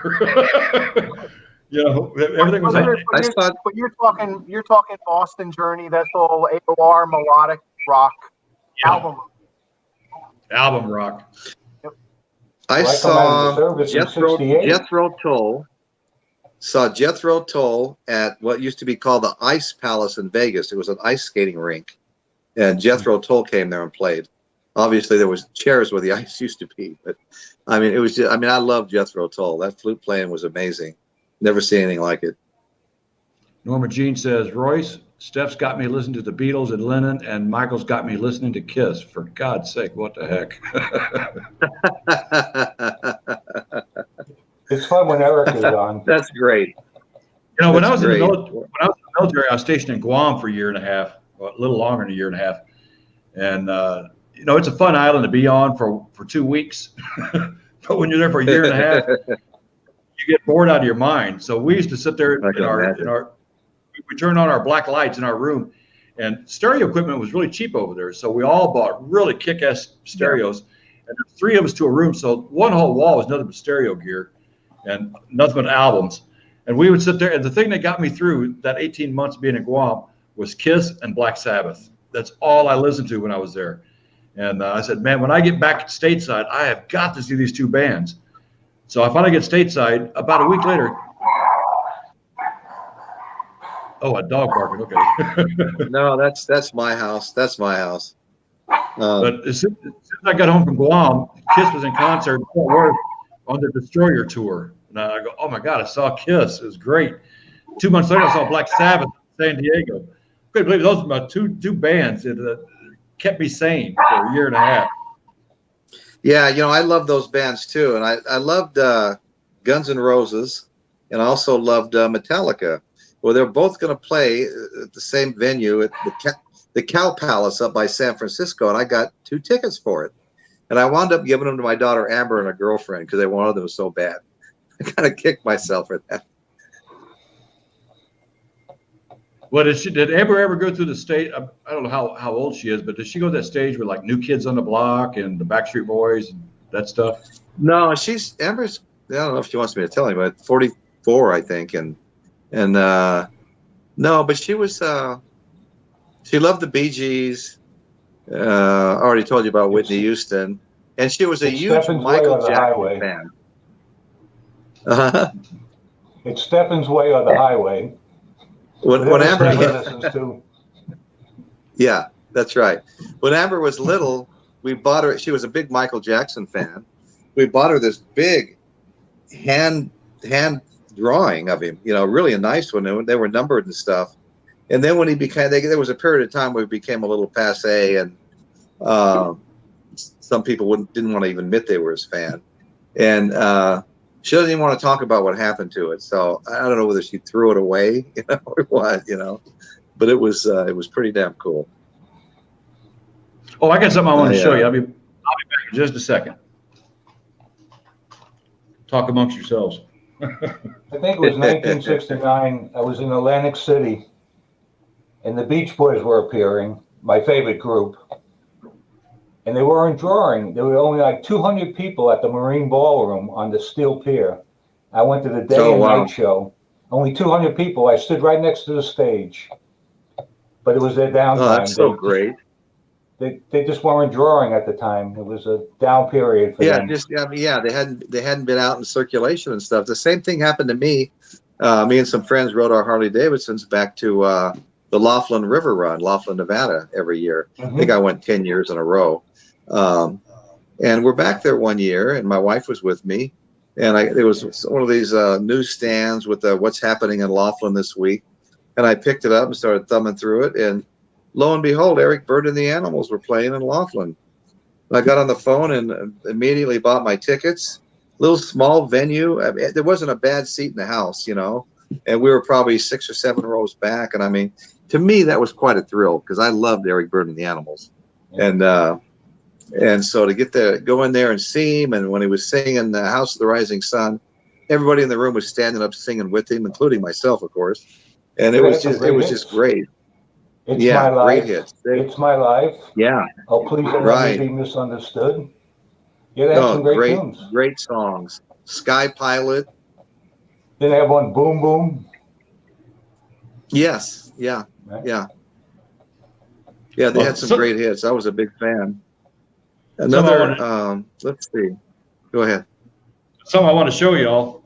Back in 2007, this is actually 2007, 2008, my organization, Ride for Dime, we were contacted by Sharon Osbourne. She wanted us to do something for Ozfest when they were here in Dallas. And, we always did a memorial ride for Dimebag every year. And she goes, well, can you do the same thing for Ozfest? We're going to pay a tribute to Daryl about halfway through the show. And, since we're doing that, it would be cool if we had the motorcycle ride show up, So we agreed we're going to do the ride. And Ozfest was on hold until we arrived. Once we arrived, all the motorcycles arrived, Ozfest started. And that was so happened, it was right around my birthday. And so Ozzy's entire band gave this to me for my birthday. Wow. With all their autographs. No, that's great. Cool. Not too many people have something like that. That was the only thing I got from Sharon Osbourne. I don't really care much for that lady. Well, she had promised us a lot of money and control of the third stage at Ozfest here in Dallas. And so we agreed to it. Next thing you know, she put somebody on the third stage. I go, okay, well, we still got a few slots. No, suddenly she filled those slots too. And I go, wait a minute. I thought we got the third stage. No, it's my place. I'm going to do what I want to do. And then when it's all over with, she didn't give me a penny for our organization, not a penny. Holy shit. Her answer for that was, she goes, we didn't become millionaires by giving our money away. Really? I went, oh my God. Yeah. You know, so That's great. I love Ozzy, but Sharon, not so much. No, you know what they did with Blizzard of Oz and what's it called, Diary of Madman, right? They wiped those tracks away, right? Kerslake and Daisley, she wiped those tracks away and had the studio guys come in and retrack that stuff. So that's how much integrity she has. Yeah, she's not one of my favorite people. But the positive thing was, even though we didn't get any money out of the deal, we got a lot of publicity, and it helped us the following years after that. Like in 2009, we had Ace Frehley there, Corey Taylor there, guys from Shine Down. We had like an all-star band, which was great. Vinnie Paul performed. So I thought that was pretty cool. It all worked out in the end. We ended up making a lot of money for the organization. And one of the proudest moments I had was in 2007. We raised enough money where we were big. Dimebag Darrell was big time into music education for kids. He wanted kids to learn music, because once you learn music, you're going to be pretty good at anything else you do, because music is so hard to learn. And it causes you to focus on what you're doing, which makes you help in other subjects. So, once Darrell passed and we started raising this money, I said, you know what? There's an organization called Little Kids Rock. We got together with them and took all the money that we had earned, which was quite a bit, and purchased all these guitars, acoustic guitars. And we had over 200 guitars that we gave around to the school district here in Dallas and to elementary kids' schools. And not only did we give them guitars, but we also had enough money to hire teachers to teach these kids how to play guitars. So, there's video of it. There's videos giving the kids the guitars while they're giving us thank you cards. It was great. I loved it. And because you don't know what's going to happen. This kid may become the next, Zakk Wylde. You don't know. So, but that's right. These kids were from, low income families, and they can't afford guitars. So if you give them the instrument and give them the instructor, you might watch something blossom. Something may blossom out of all that. So I felt real good that year with what we did with the money. Cool. Now my organization is still around, I guess. It's Rita took over a few years back. 2016 is when she took over, and it was basically out of Hollywood now, called Dime Patch, but it's basically the root of it was Ride for Dime here in Dallas. I mean, we were in Dallas, we were in Chicago, Wisconsin, Florida, the UK.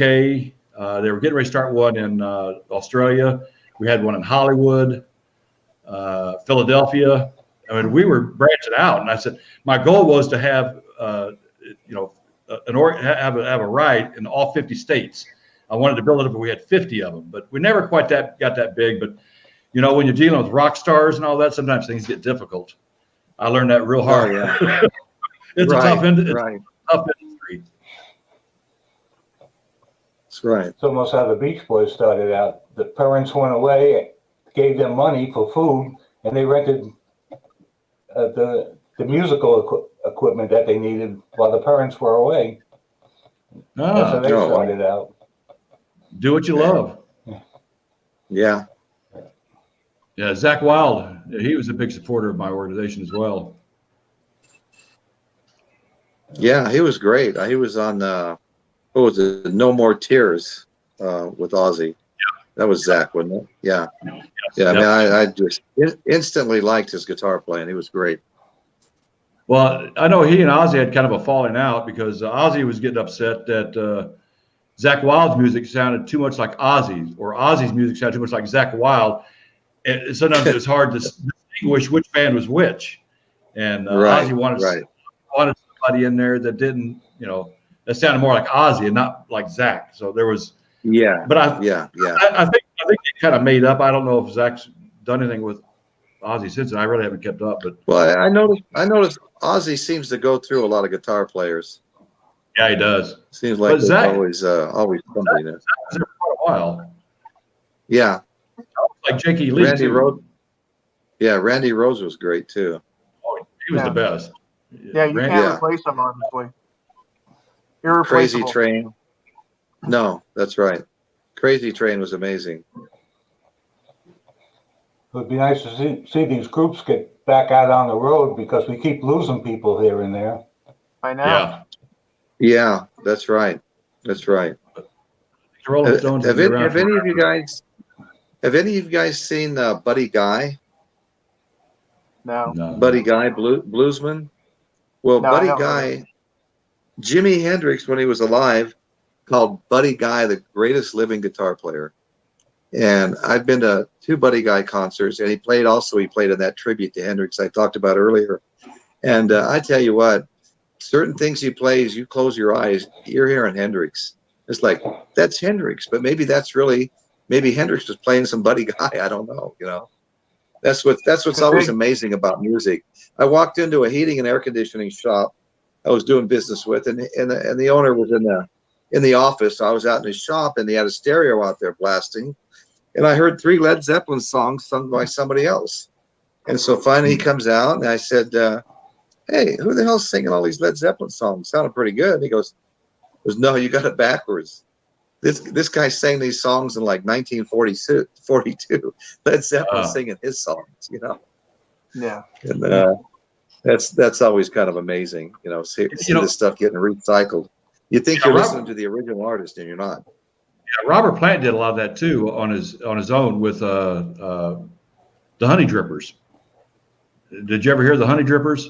Robert Plant and Honey Drippers? Yeah, no, I did. That was after the split. But even during Led Zeppelin, he played. Is that the song? He pirated a bunch of. Yeah. Sorry, go ahead. Did they revise that song "Sea of Love" that Phil Phillips had? That's right. That's right. Yeah. Okay. There's quite several of those songs are old recycled songs that Robert Plant updated. Mm-hmm. Yeah, and Robert Plant wasn't one to argue about it. Somebody called him out on some Willie Dixon songs, I think it was, and he goes, "Yeah, I did," and he paid the royalties. I mean, without even no argument, you know, no court battle, just whatever the going rate was, he paid the royalties. Right. I thought that was kind of cool. Anybody else here seen Led Zeppelin? The original Led Zeppelin with John Bonham? No, unfortunately, that's very sad that I never got to see them. Yeah, I saw him in San Diego. It was June of '77. The concert was really supposed to start. It's supposed to be in March of '77, but something happened and they had to postpone the tour until June. And then I think July '77 that Robert Plant lost his son. But I know right after I saw him, Zeppelin started falling apart. You know, John Bonham died, you know, a couple of years later, and you know, I was just glad I got to see the original John Bonham. Of course. You know, and what was years later, there was a drum clinic here in Dallas. I forgot the name of the drum clinic, but Jason Bonham showed up, and he was a young kid then, and there was probably 30 of us there. And Jason Bonham is giving the drum clinic demonstration. He's playing all Zeppelin tunes. And he says, "See if you can guess what song this is." He started playing. Oh, I know that song.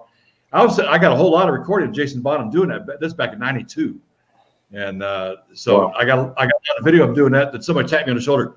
You can't be recording. So I stopped. Afterwards, Jason's out there signing autographs, and I told him, I said, you know, they wouldn't even let me record all your set. And he goes, why? I don't know. And he goes, you record whatever you want, you know. But you know, I always hate these people that think they're in the power of telling other people what to do when the artist doesn't give a damn. Right. You know. Right. Right. And that was his wife was pregnant. His wife had just got pregnant about that time, and he was talking about that they knew it was going to be a boy, and he was all excited about it. And he had hair back then too.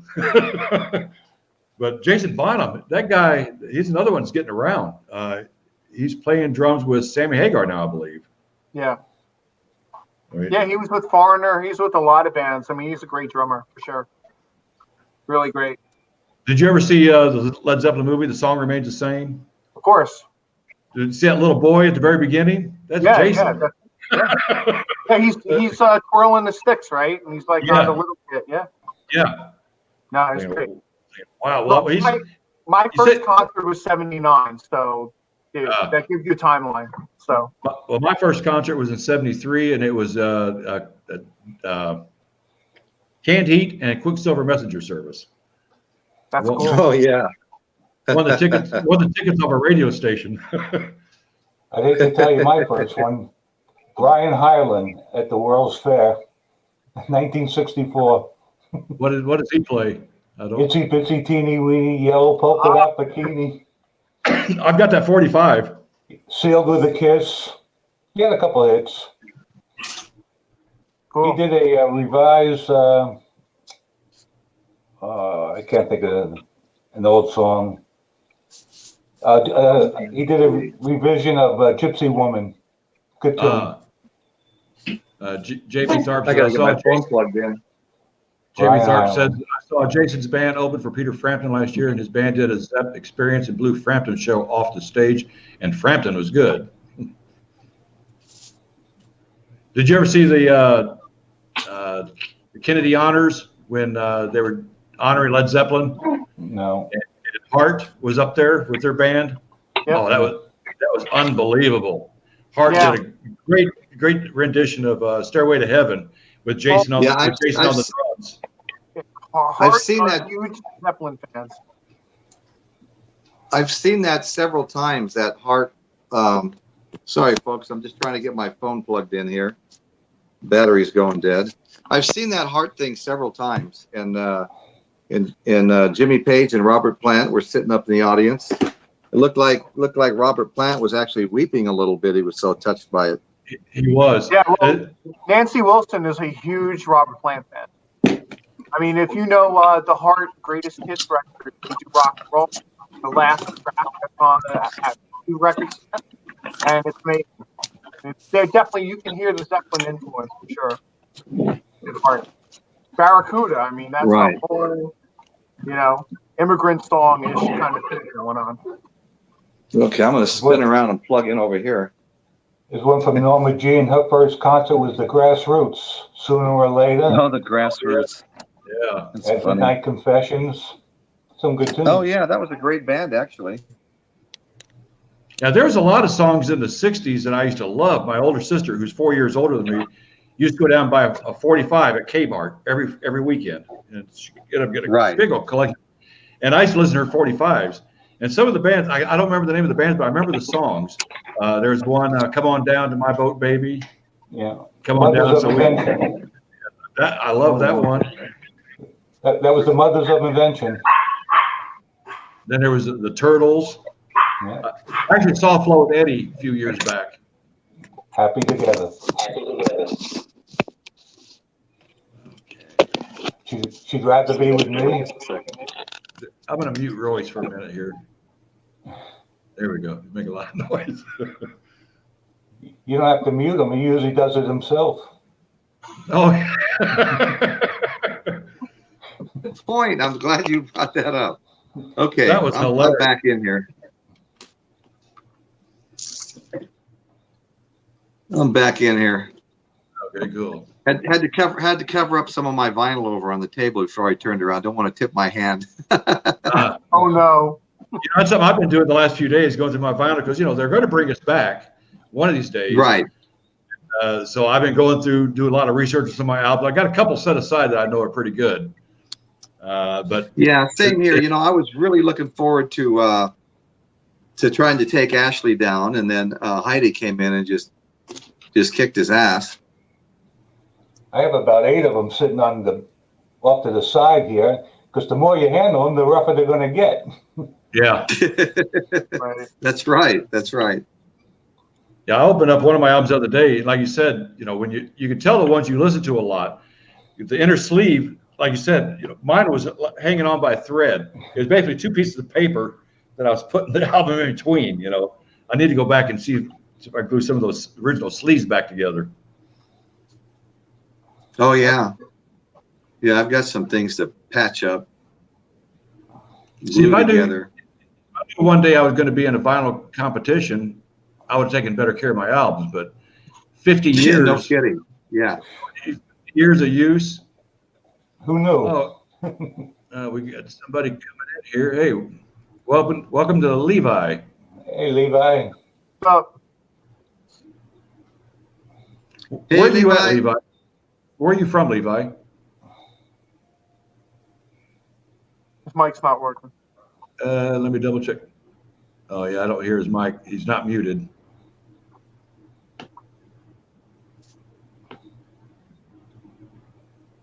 Work the bugs out. Can you say something, Levi? No, I still can't hear you. technology.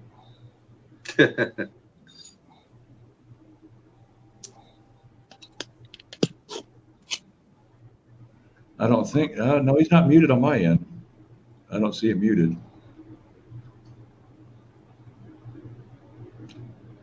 Well, you came in right at the waitress when you need her.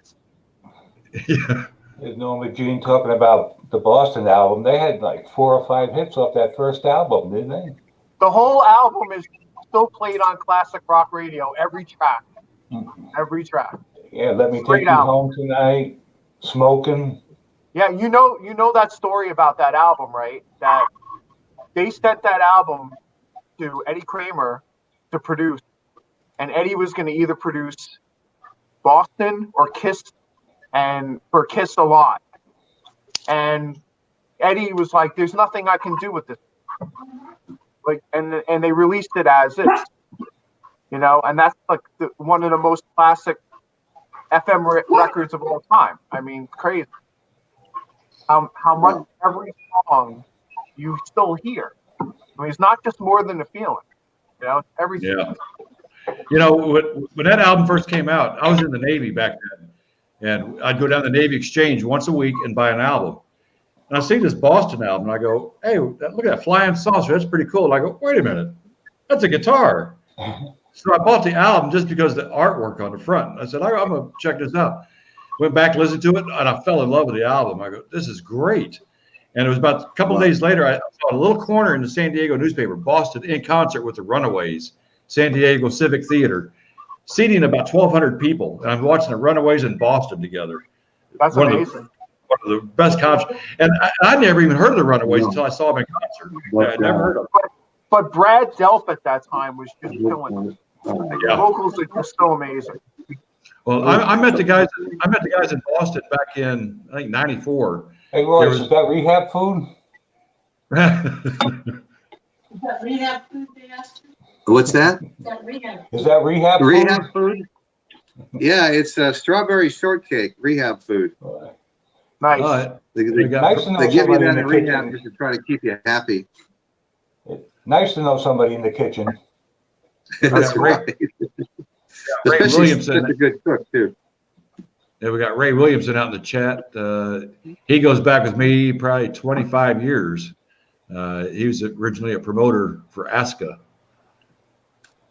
Well, the 2 songs I can't avoid on the radio is Hotel California and Paul McCartney's Maybe I'm Amazed. It seems no matter what time I put the radio on, I'll catch one of those tunes every day. Wow. Well, when I met the guys in Boston, this is back in '94, the local radio station was doing a charity thing, and Boston was in town, and they had a challenge him to some type of charity basketball game. And Tom Schultz, that dude's tall, you know, and the DJ he was up against was a little short guy, so it was just mainly for fun. But there was nobody out there. It was just mainly the radio station people and me. And I got video of playing basketball and all that. And that was after Brad Delp had left the band for a while, early '90s. And on the second album, that's when Fran Cosmo came in and did the vocals for Walk On, the second album. And I got to know Fran a little bit. I'm actually trying to get Fran onto my show. So I've got the word out for him. But and Brad came back to Boston, and they did, both of them did vocals for quite a few, up until Brad died a few years ago. And now they got the new singer who's really good too. I don't know his name, but I've heard the new Boston stuff, and yeah, he sounds really good. And also got a female on bass, I believe, now. Royce, you have about 10 people in the chat room that want some of that. Well, if you guys were here, I'd share it. I'd be happy to. I wasn't expecting her to bring this in during the show, but I can't just let it sit here and, go bad. Shouldn't Royce have applesauce? That's the Eric special. No. Well, my younger brother became a great guitar player. We both started taking lessons. I think I was 10 and he was 7 or something like that. And after a few months, we both quit. And then he went back and he never quit again. And by the time he was in junior high, there'd be a band set up in my front yard playing for all the neighborhood kids. And everybody in the band, he had taught how to play their instrument. He started out taking drums in school. And then he taught the bass player how to play, the rhythm player how to play. He was playing lead guitar. And it just went on from there. Pretty soon he was playing with like my friends, that guys that were 3 years older, 4 years older than him. And he was in a bunch of fun bands back there in Henderson and Las Vegas. And finally he got in with this, he married Jackie, and she had the most incredible voice. I mean, when she'd sing things like, Brick House or Heart of Glass, I mean, I swear to you, it was like the music was coming out of the walls. I mean, I'd never heard a female voice so amazing. And they were getting written up in the Review Journal by Forrest Duke. I mean, the same article would have, what Elvis is doing, what Dean Martin's doing, all these acts. Forrest Duke wrote up all the big acts, and he was writing up my brother and his wife, the Eddings duo, and calling them a must-see show. And my parents thought we were witnessing the next Donnie and Marie, and they were sure he was going all the way now. And so finally, Wayne Newton came to him and said, "Hey, we've heard you play. We'd like you to join the band." And he goes, "Well, what about my wife? We have a duo." And they go, "Well, we'll probably add her later as a backup singer, but right now we just need a guitar player." And he turned him down, and then in no time at all, him and Jackie split up. And that was pretty much it. Now he's up in Salem, Oregon in a church band at his church. Yeah, I'll tell you what, a good guitar player. For a band to make it nowadays, it's kind of like a football player trying to make it in the NFL.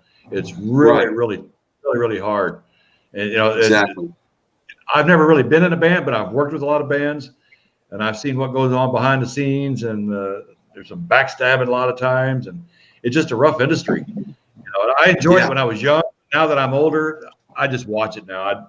This is about as close as I'll ever come to, participating in rock and roll again, besides just listening to it.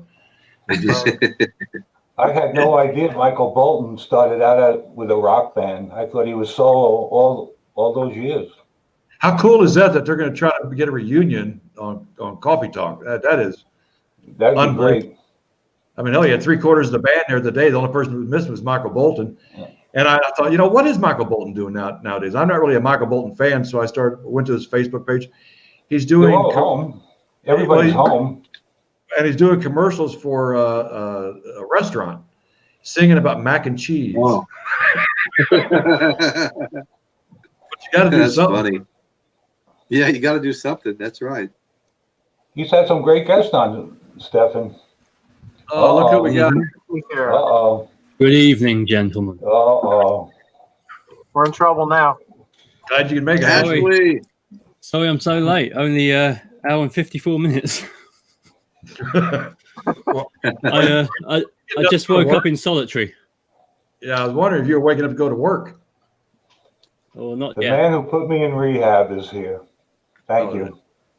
And we got That's okay. Levi. Who's this? Levi. Hey, how's it going? Can you hear me? Ashley, how you Now holding it's up? Mike's working. How am I Yeah. holding up? Oh, not bad. I've legitimately got a good. broken toe. I think that's to A do with broken Fight toe. Club. Yeah. So I'm hobbling round.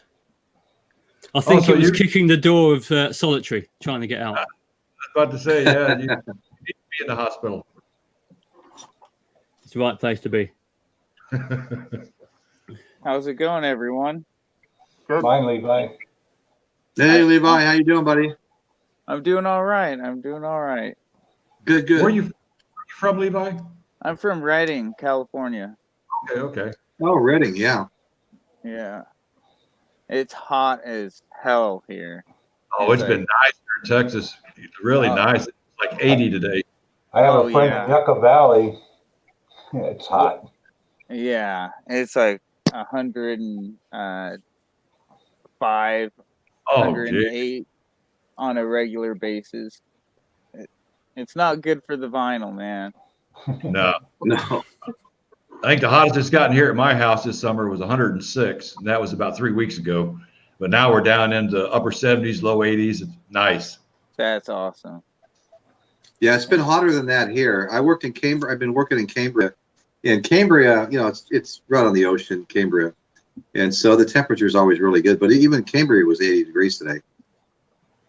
Yeah. But we've had some 100-degree days here in the North San Luis Obispo County. Damn. Okay. How do you deal with that? I can't cope. We don't get Well, that I here. came from the Las Vegas area, and I tell you, if you got in your car in Las Vegas or Henderson, where I live, by the time you hit the corner of your street and made a turn, your back was wet. It was so hot. And one time I was out on Lake Mead, my boat broke down. Finally found somebody to tow me, but not back to where I came from, into Arizona, Temple Bar, Arizona. And we got in there at about 2 a.m, and there was a great big thermometer on the dock. It said 116 degrees at night. Oh, at night. At night, yeah. That's insane. Well, the hottest summer I've ever had here in Texas since I've been alive was summer of 1980. It was like 113, 115 for days upon days. And unfortunately, I had a little black sports car with black interior with no air conditioner. Right. Oh, my God. The worst summer.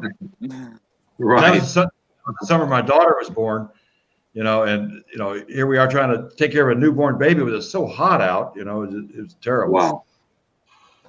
Yeah, no, that's some heat. I was in Vegas on vacation, and you were driving, you couldn't touch the steering wheel. Oh, yeah. Oh, I know what you mean. Yeah. It gets that hot there. You don't want to be wearing shorts and sit down on the leather seats either. Wow. Yeah, right.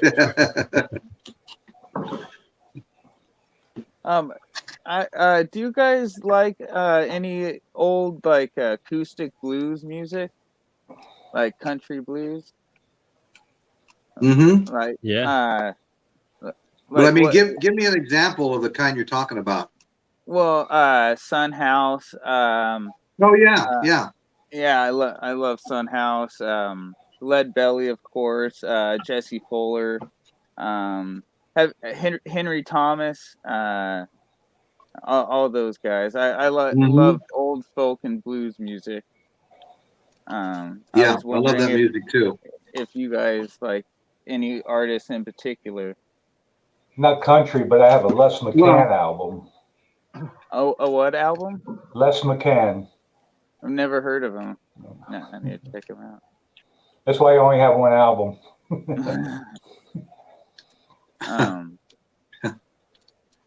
Hey, Ashley, how hot does it get in London? In London? We're talking Fahrenheit now. Right. Oh, okay. Now I've got to do some conversion. Hang on. Because, we do in centigrade. So I know we got up into mid-30s this year, but I think London's always hotter, being the city. But that's about as hot as it gets. And that's, difficult to cope in that sort of heat for a lot of us. We're down to about 14 at the minute. So is it actually acceptable for me? Is it actually as foggy as they show in the movies and everything, where it's foggy and damp? Because that's how I picture it. It's definitely damp at the moment over here. Okay. Not so much foggy. Depends where you are, but a lot of that stuff is true. Ashley, so do you remember London fog? Yeah, a jacket. Was it like a rain gear, London fog? Oh, yeah. London fog. Yeah, that was a raincoat. Yeah, I was just curious if you remember the name of that street where, like, the Beatles and when Hendrix was in England, there was a street full of shops and clothing shops, and everybody shopped there. I can't remember the name of the street. I was with Stefan and Amber and my wife and stuff when we were there. And we walked down through the shops, and I guess the Beatles used to like to shop for their clothes there. Jimi Hendrix and a lot of other bands shopped there. And it had a little entrance to it with the name on it. I can't remember what the hell it is. Carnaby Street. Carnaby Street. Okay, was that like near the Soho district or in it or? Yeah, around there. Okay. Yeah. I'm guessing that's where you went. That's where they all used to go to get their their clothes. My dad used to go to get his. I think he used to get his suits made down there as well back in the day. Oh, okay. Okay. So yeah, that was the place to go, and that's where I think Mark Boland came up with the trick. He used to take Bowie at night. They'd go through the skips outside the shops because they'd just be getting rid of stock. So that's how they used to find a lot of their clothing. That's awesome. So it's round there, Savile Row. What was Granny Takes a Trip around there? Yes. I can't think what street that was. I don't think that was Carnaby. I don't think. Oh. But yeah, it was around that area, I think. That's awesome. A lot of that stuff I have to ask my parents about because they were there. They grew up in London back then. So right. I love that cup. Yeah, I really enjoyed that trip to England. I had a lot of fun there. Great place. One thing that stood out to me being in construction was you get out there by the river, and I mean, the entire skyline is full of cranes. I mean, business must be booming there. Everything was going up. Yeah, it appears that way. I think it generally comes to a standstill. But there's always cranes. That sounds like the way Dallas was. Dallas was kind of like that in the early '80s, mid '80s. Yeah, I used to be a radio engineer, and I used to have to go on top of these skyscrapers and work on my antennas and all that. And at one time, I counted 14 new buildings going up in downtown Dallas. 14. But once they finished, now the downtown area is pretty much finished. Everything's sprawling northward where I live. We lived out in the country. I see. I lived here 38 years. Well, 38 years in this house, but lived in this area for about 40 years. And it used to be a joke when you went out to my city. You better pack a lunch because it's such a long drive. Now we have super highways, everything all around us now. But my house is almost quadrupled in price, and taxes. Oh, nice. And taxes, yeah. Well, I'm lucky. I fell under Proposition 13 in California.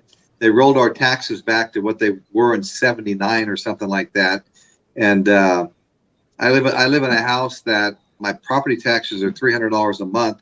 If I ever sell my house, they're probably going to be $1,000 a month for whoever buys it. And I get to transfer that Prop 13 tax base one time if I stay in this, and there's a few other counties too. So that's what I'll try to do when I finally do that. But downsize, we don't need to stay. We're tired. It was a fun place to live. I raised my kids here, a little over a couple of acres in the West Hills of Atascadero. It's really only 11 miles from the ocean as the crow flies. It takes about 20 minutes. It was windy.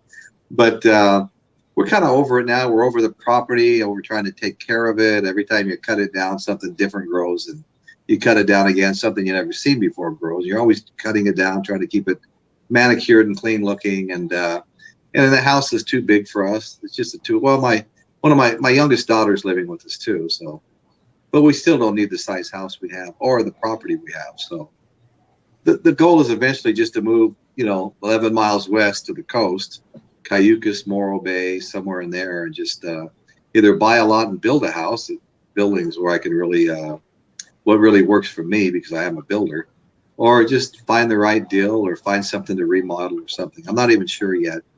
Well, we've been here since '83. Yeah, Justin says he's moved north of where I live. This is my son, Justin. I moved north of Dan near the fastest growing city in America. It's unbelievable how much it's growing out here. And wow, my dad passed away almost 2 years ago, and he's got a big ranch in Arkansas, and it's 10 acres. The 5 of it's totally wooded. You hunting out there, and he's got a lake. Huge house, workshop, two double garages, huge property, $205,000. I know it. And its taxes are $750 a year. Right. It's unbelievable, and it's for sale if anybody wants. It's for sale if anybody wants it. First $250,000 gets it. So you got a question there. Right. They want to see the picture behind you, Ashley. Oh, which one? Elvis or Jim? Probably Morrison. Just a guess. Hang on. Let me see if I can move this. Hang on. That's not George's artwork, is it? No, this isn't. I just found that randomly. Actually, this was printed the year I was born, 85. I just found it sealed in a shop a couple of years ago. That's awesome. I love the Doors. Great band. Still nothing like the Doors. I think they were from another planet. I love Robbie Krieger's guitar playing. He only been playing 6 months, right? Right, yeah. There's something insane like that. He saw Chuck Berry and wanted to play electric guitar, and he played flamenco before that. That was it. That was what is so unique about his playing, because he doesn't come at it from a rock perspective as such. It's flamenco played on electric. It's and he plays behind the beat as well. It's so difficult to replicate what he does. If you listen to Break On Through, if you can isolate his guitar, he's playing behind the drums. It makes no sense when you hear it on its own. Yeah, it's perfect. Yeah, the Doors have been my favorite band since I was 7 years old. I remember finding a cassette tape, and I thought that was a dumb name for a band. So I listened to it, and it was L.A. Woman, and it was my favorite album for.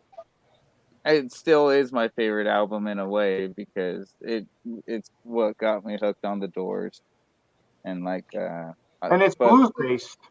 Oh yeah, I love the blues a lot. And it kind of is what made me realize I love blues music. And like after that, I started looking into like Howlin' Wolf and all like people they were covering and stuff like that. Albert King and yeah. Oh yep. I joined in the late mid to late 80s. I joined the San Luis Obispo Blues Society, and every month they'd have a concert in San Luis Obispo at the Armory, and there'd be some maybe local blues bands would open up for them, and then some big names, recording artists would come out. I mean, I saw some great shows. In fact, they put on a blues cruise, and Betty and I took this 7-day cruise to the Caribbean, and all the acts there were blues. So every night it was like a different blues band playing, on the cruise. So that was interesting. But I love the blues too. There was a while that I was really focused on just the blues. I mean, especially that period of time we're talking about. But anymore, I mean, there's so much blues mixed in with the rock now, and the blues influence so much of the rock. I mean, the English artists, they'd get a hold of American blues albums. They'd call all their mates and get together and listen to American blues albums, and you'll find so many songs. We were talking about Led Zeppelin earlier, with like Willie Dixon songs, and I know that Rolling Stones song, when the train left the station, it had 2 lights on behind, and that was straight up a Robert Johnson song. Yeah, I love it. Yeah. Do you have this? I only have it's just my first record actually was that album, but I got it for $1, and it's all warped and stuff. But I have a slightly better copy that actually plays. But yeah, I don't. I just have kind of 2 crappy copies. This 50th anniversary, version, right? though. This is the deluxe version. Heck yeah, dude. So that's the 50th anniversary, isn't it? With the mono and stereo. Yeah. Exactly. So the vinyl is mono, right? But it also has the stereo mix, the original mono mix. It's got a live show from The Matrix on May 7th, 1967. And that's it. So it's got some CDs in here. They make Rhino did this. I used to work at Warner Music, so I got a lot of Rhino stuff for virtually nothing.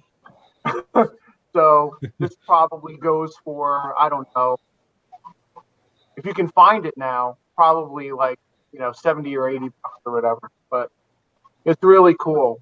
Yeah. So it's totally worth it. No, that's a great album.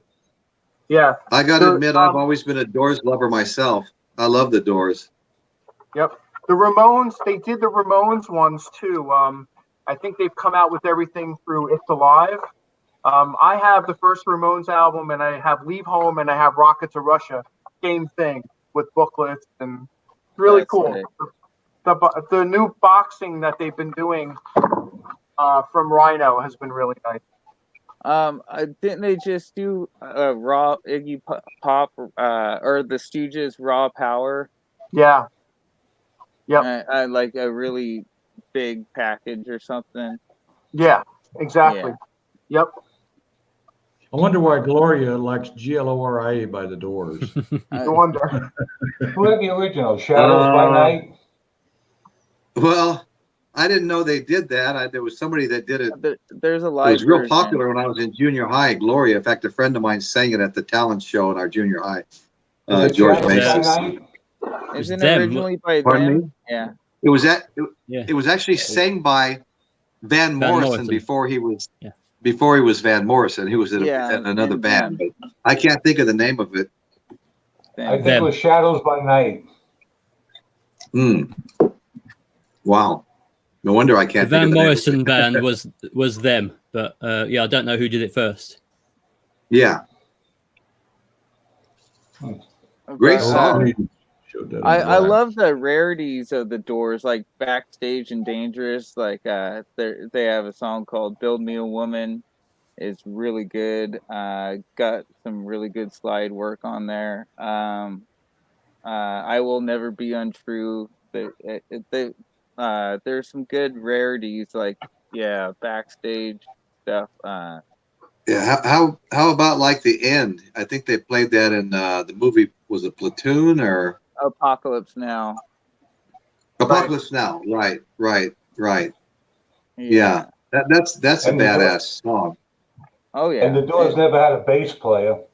In the studio, they used a bass player to fill it out, but live they just had Ray on the Organ, keyboards. organ. Oh, did you hear about the record store release of Soft Parade? Or record store day, whatever release. It's the stripped back version, isn't it? Yeah. I want to hear it so bad. Coffee Talk is saying, nice to see you Rehab guys playing nice. Of course. What else have we got to do? We're conspiring. Well, we got a weekend pass this weekend, but we're still waiting on our call back to Talking Wax. And we have is there a challenge? Is there a challenge out there yet for next week's Talking Wax? Well, I mean, somebody challenging Heidi or? Yeah, I'm not sure who's challenging Heidi. I don't think Kenny can make it tomorrow night. I think Kenny said he couldn't make it tomorrow night, but he would keep it in mind. She was so brutal. I told her that if somebody asked me to go against her, I'm going to hide underneath my bed. That's what I told her on Facebook. Hey, JB, thanks for that super chat. Appreciate it. He says he's got to run, trying to learn a new cover song. All right. Keep putting out that music. Now, were there going to be a celebrity guest tomorrow night? There's going to be Ed Stasium against somebody, I believe. I think it's now the Ed Stasium show. And they work around. Yeah. Coffee Talk. Yeah, Coffee Talk by Talking Wax by Stasium. Yeah. Hell yeah. Yeah, and just put everyone against Ed. With another David Soul album. Don't tell me there's a second one. Oh. Coffee Talk says Heidi is playing Russell. Okay. I don't know Russell, so I'm not sure what he has in his bag of tricks, but Heidi has some good stuff. Really good stuff. Didn't she have a red vinyl, a red vinyl with no label on it? That was pretty cool. Yeah. She had a really old, pristine condition album that was a picture album. I didn't even know they made them back that far. Okay. Ed is playing the Vaultmeister Joe Travers. Okay. Oh, okay. I'm not sure if it was red vinyl or Ashley's blood. It was one or the other. There may have been a little blood on there. She played to win, that's for sure. Yeah. Well, it's tough, you know. You win 4 or 5 times, you know. It's tough. Doesn't get easier. I must No. say he's got a True. pretty impressive record collection, though. Oh yeah. What? That James Brown record, dude. Yeah. Yeah. Oh, Okay. Plenty more where that one came from. Joe Travers, the drummer for Zappa, plays Zappa. Cool. I actually met Frank Zappa in 1977 at a club. He was in Dallas to do a show, and a friend of mine was a maintenance guy that does work for these rental houses. And there's a certain house here in Dallas that a lot of the rock stars rent when they come into town. McCartney stayed there, and I know Zappa stayed there. And he overheard Zappa talking, said he was going to be at a certain club that night. So I made sure I was there. I'm sitting at the table. I look up, there's Frank Zappa standing right beside me. The band stopped playing. They introduced Mr. Frank Zappa, and the place is packed. And I'm sitting there with his 2 buddies. We still had Zappa sat down at our table. I went, oh my God. He opens up, Jack pulls a little something out, lights it up. I'm going, oh my God. I'm smoking with Frank Zappa. That reminds me of the Ziggy Marley concert. Yeah, I don't know. You guys probably have never heard of the Pozo Saloon, but east of here, there's a little town called Pozo. It's really just kind of a post office and a little restaurant, a couple of houses, but the whole area is called Pozo. So anyway, so they put on concerts out there, and like every year, Willie Nelson rolls in with about 12 buses and puts on Willie Nelson and Friends. I saw Ziggy Marley there. The last thing you said kind of reminded me of Ziggy Marley's concert. I saw Snoop Dogg there of all people. Snoop Dogg came to play at the Pozo Saloon. It's out in the middle of nowhere, you know. Wow. But they used to get some pretty good and a lot of good local people too. But Ziggy Marley was a great show. Of course, he was doing all of Dad's stuff. Dad probably had about 20 kids. So I was reading something about Ziggy Marley today. But that was a great show. And somebody walked up to us, somebody that was part of the show, and said, you guys have been invited to the party afterwards. I was there with a friend of mine, and we were all excited about it, and then they kind of forgot about us, and it never really happened. It almost happened. You know, you're talking about Snoop Dogg. I got to see Snoop Dogg. You know, I'm not a Snoop Dogg fan, but I actually got to see him once. Out here in my little town, I started a thing called Citizen Patrol with our police department. You know, we go through training with the police department. We help the SWAT team train, and they train us. And we eventually got 3 patrol cars, fully loaded patrol cars that, you know, citizens get to drive around and help the police department out. And we've got this big concert venue out here called Lava Cantina. And Snoop Dogg was out there one night. And since I was out on patrol, I drive up in my uniform, get out, just walk right in. And there's Snoop Dogg. And he wasn't doing his rap gig that night. He was doing the DJ thing. You know, I guess he's got 2 types of shows. Oh, really? Yeah. So he was sitting there just being a DJ is all he was doing. But I got to see Snoop Dogg. You know, Yeah. There's no way I would have paid to see him, but luckily I was on patrol and got to walk right in. Well, believe it or not, I kind of got into rap for a while, and I was listening to all of them. But one thing I liked about it was, well, first of all, I have this whole soul thing in my background and blues. And when it started getting really popular here, I happened to have a 56 Chevy Nomad, my surf wagon with a couple of surfboards on top, and 700 amps worth of power amp behind my back seat, and a bass knob right down here on the floor, you know. And you know, and it's hard to find music anymore that is bass heavy, and I love the bass, you know. And I tell you, I could pull up to a stop sign and roll that bass knob up, and you could watch the plate glass windows of the adjacent stores going in and out, you know. But I almost had to put, you know, The Game or Snoop Dogg or somebody like that in to get that bass, you know. That's my excuse. Well, you know, Actually, I think the host is trying to get even with you here. Yeah, is that? I'm guessing Stefan's taken over the comments from the 2 of them. Here we go. Yeah, that sounds more like Stefan. See how far he gets with David Soul. Why doesn't he come on? He had an invite. Actually, what happened? Hold on, another road story. Well, I once had tickets to see Rick Nelson in the Dakota Band, and he got snowed out, and he never made it. And a few months later, he died. But it was a small club he was supposed to appear at.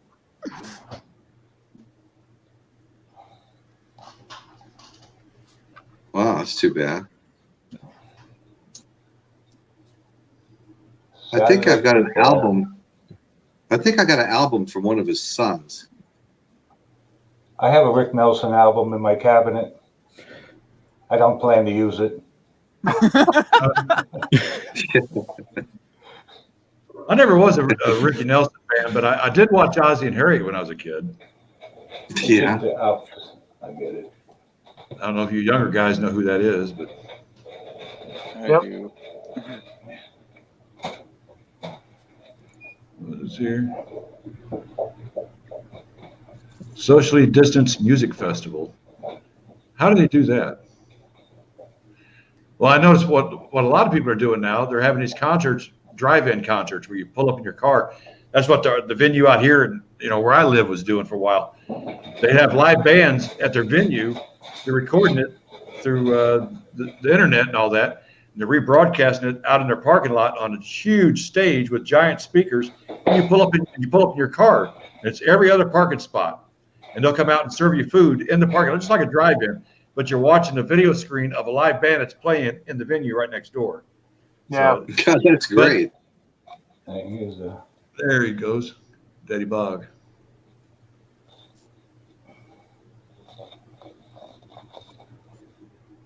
I was really surprised. I was really surprised. Disco era. What's that? Is that in '78? When is that? Here we go again. I wasn't prepared for this.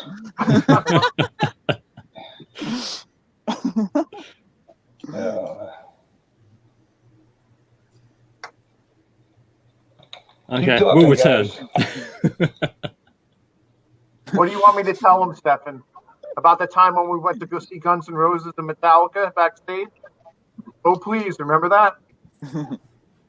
You want to talk about David Soul? Ben Lemur? 1981. Oh, no, Ben Lemur. Right.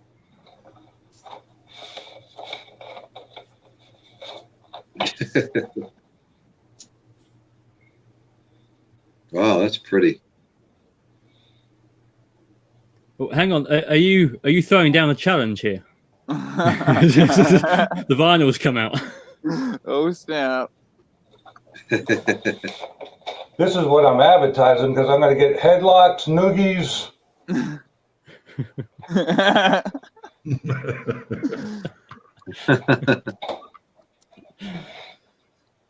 What's the name of that album? What's that, Levi?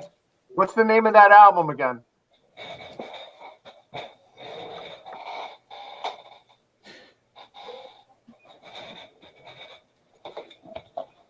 It just has his name. Oh, okay. I'm trying to look it up. I don't see anything like from that era.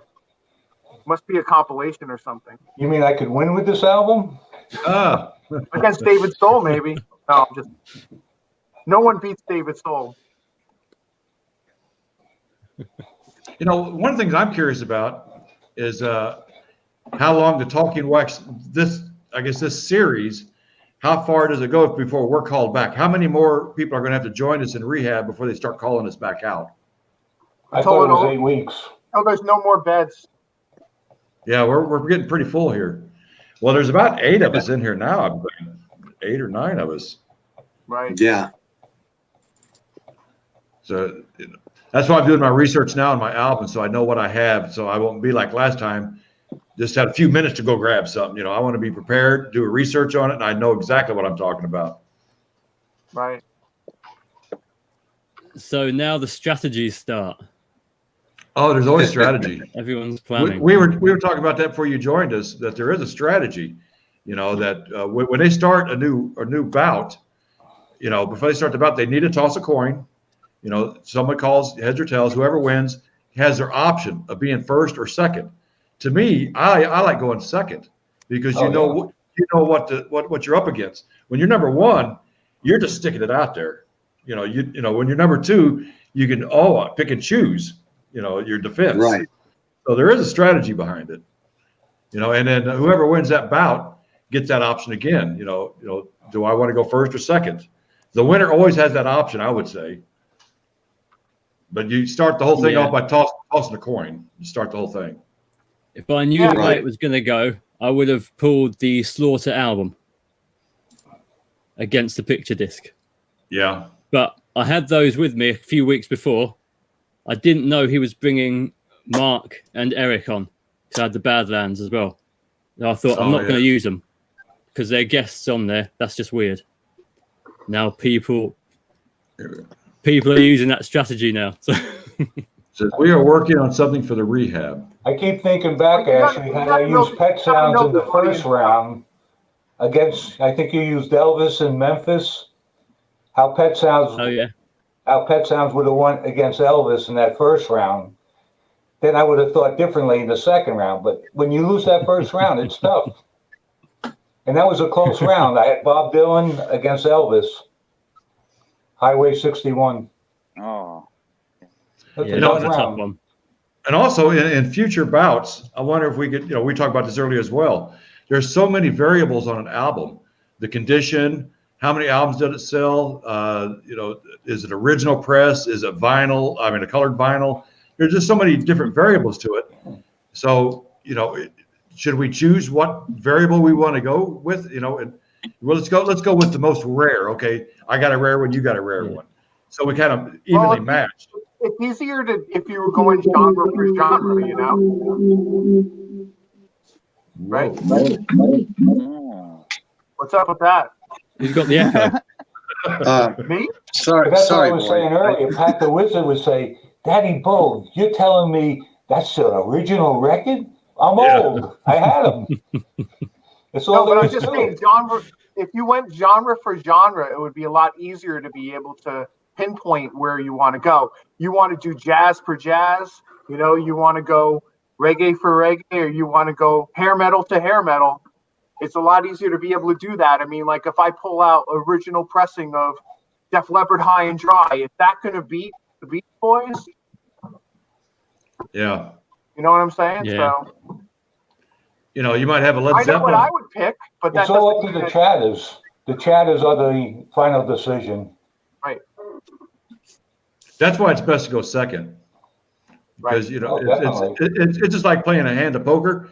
Someone lays their cards down already. You know what they've got, so you got a better chance of being second since you've seen their hand already. True. He'll always be applesauce. He's got no other name now.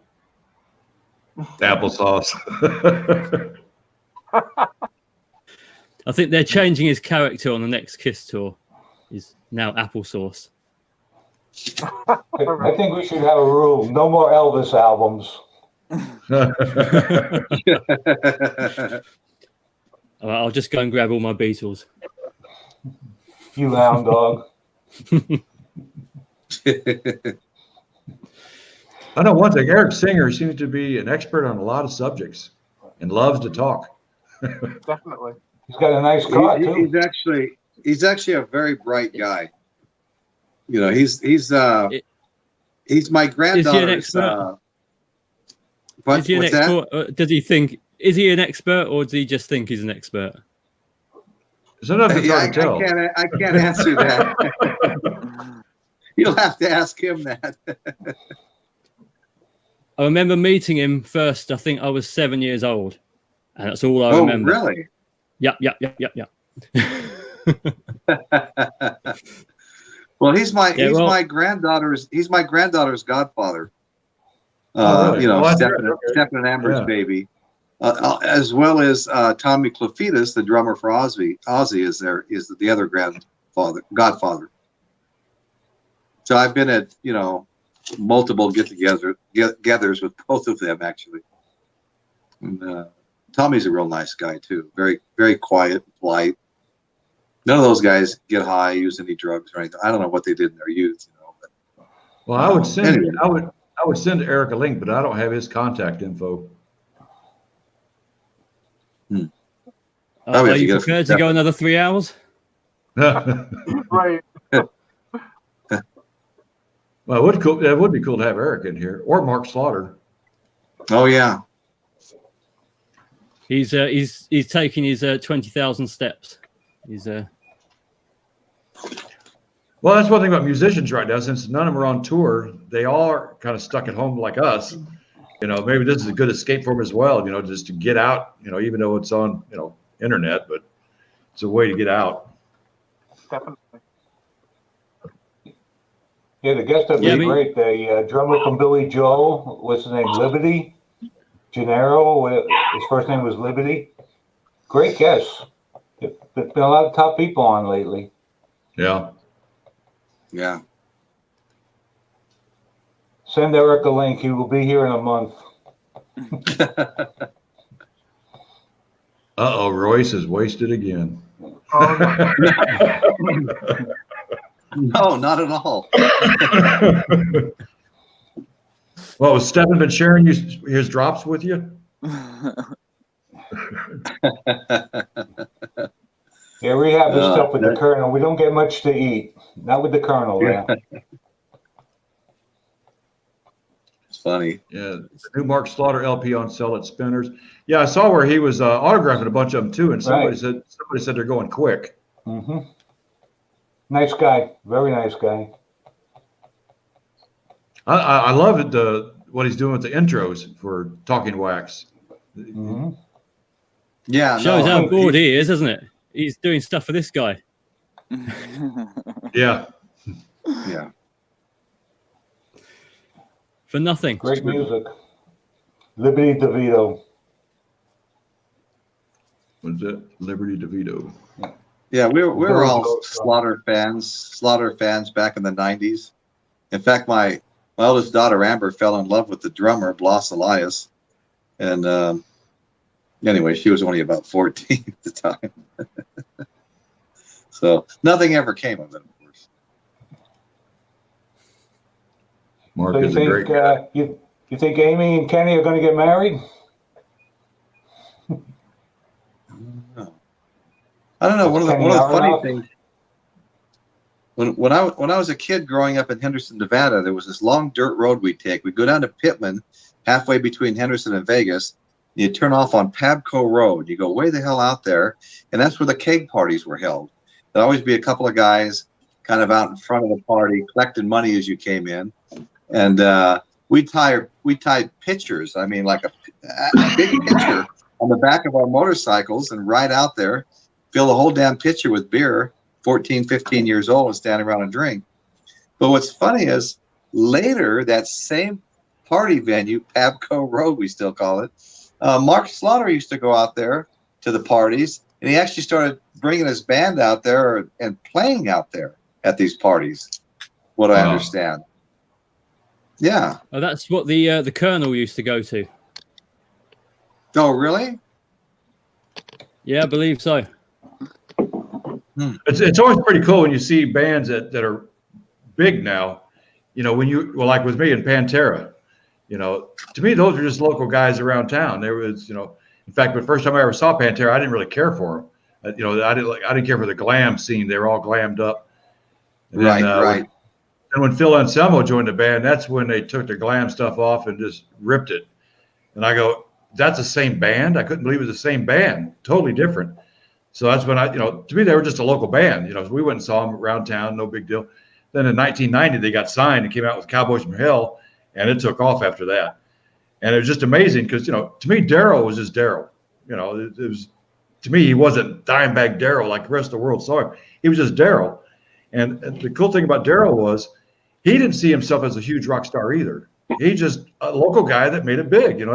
He never moved to Hollywood or anything like that. He just stayed here. And, there was nothing to see Dimebag Darrell at Home Depot, just shopping for stuff like everybody else. he was just a regular guy. But, I don't think it ever really sunk in with him how big he was, how people worshiped him as a guitar god. To me, it's just Daryl, it is odd. And some of the videos I shot, I got a lot of video of Daryl playing with the band that I used to manage, Aska. And people would say, the crowd seems dead there. They seem dead. We'd be going crazy. Yeah, but we all know Daryl. It's one of the local boys. We're not going to go crazy like somebody outside of our group, It's just a weird thing. Yeah, Daryl and Vinny were sweethearts. Vinny was a good friend too. And after Daryl was killed, Vinny changed a lot. He became really reclusive. He had a lot of security guards around him. He didn't socialize as much. And the guy drank a lot. I've sat there, he and Daryl owned a strip club here in Dallas called the Clubhouse. And Vinny had his own little corner. So I was sitting there one night. We had a big party one day. We actually started in the morning, partied all day, ended up at the clubhouse, partying at the clubhouse until he ran out of booze. Then we go to his house, drank some more until the sun came up. And he did this like every other day. It's like, oh my God, how can you do this? I can do it once in a blue moon. But he was doing it every night. So when he passed away from the heart condition, it didn't surprise me, but it's still sad nonetheless. But once Daryl was gone, Vinny was a little different. I remember reading in Modern Drummer magazine about Vinny that he said that he had gout at one point from drinking, and he was able to play double bass drum for a while. That's probably true. Daryl had issues too. Just months before Daryl was killed, we were at a club, and he was talking about how he was gaining weight, and we think he had a bad liver. His liver was going out, and he started gaining weight. And you can look at earlier pictures. He was only 38 when he died, so he was still fairly young. But when you look at a picture when he was 20, he wasn't fat at all. No. Towards the end, he had the gut, and he just, getting really bad out of shape. And so we thinking, man, maybe he's going to slow down his drinking a little bit, but Daryl never did. In fact, when Daryl was buried at the funeral, Eddie Van Halen was there and got his Bumblebee guitar. It's on the Van Halen 2 album. Put it in the casket with Daryl. That guitar is buried with Daryl. And there's like 15 bottles of Crown in the casket with him. and in a Kiss casket too, right? Yeah, he was in a Kiss casket. So was Vinny. Vinny was in a Kiss casket as well. Oh wow! And Ace Frehley spoke at Vinny's funeral. He was there. A lot of people were at Vinny's funeral. But it's just sad because I knew those guys for so many years and we had so many good memories and a lot of parties and suddenly it was over with. And a lot of local people were kind of lost. Like, what do we do? And Vinny, like I said, Vinny got kind of reclusive. And then, Video Bob worked for Vinny for several years, when he was with Hell Yeah. Shot a lot of videos for Vinny and Dime. So I'm not sure if Video Bob's out there tonight or not. But, yeah, Video Bob's got a lot of good stories. He used to drive the bus for Hell Yeah. That's what we got here. I got this if Eric shows up. There you go. Going after the hard stuff. Yeah, man. Come on, Eric.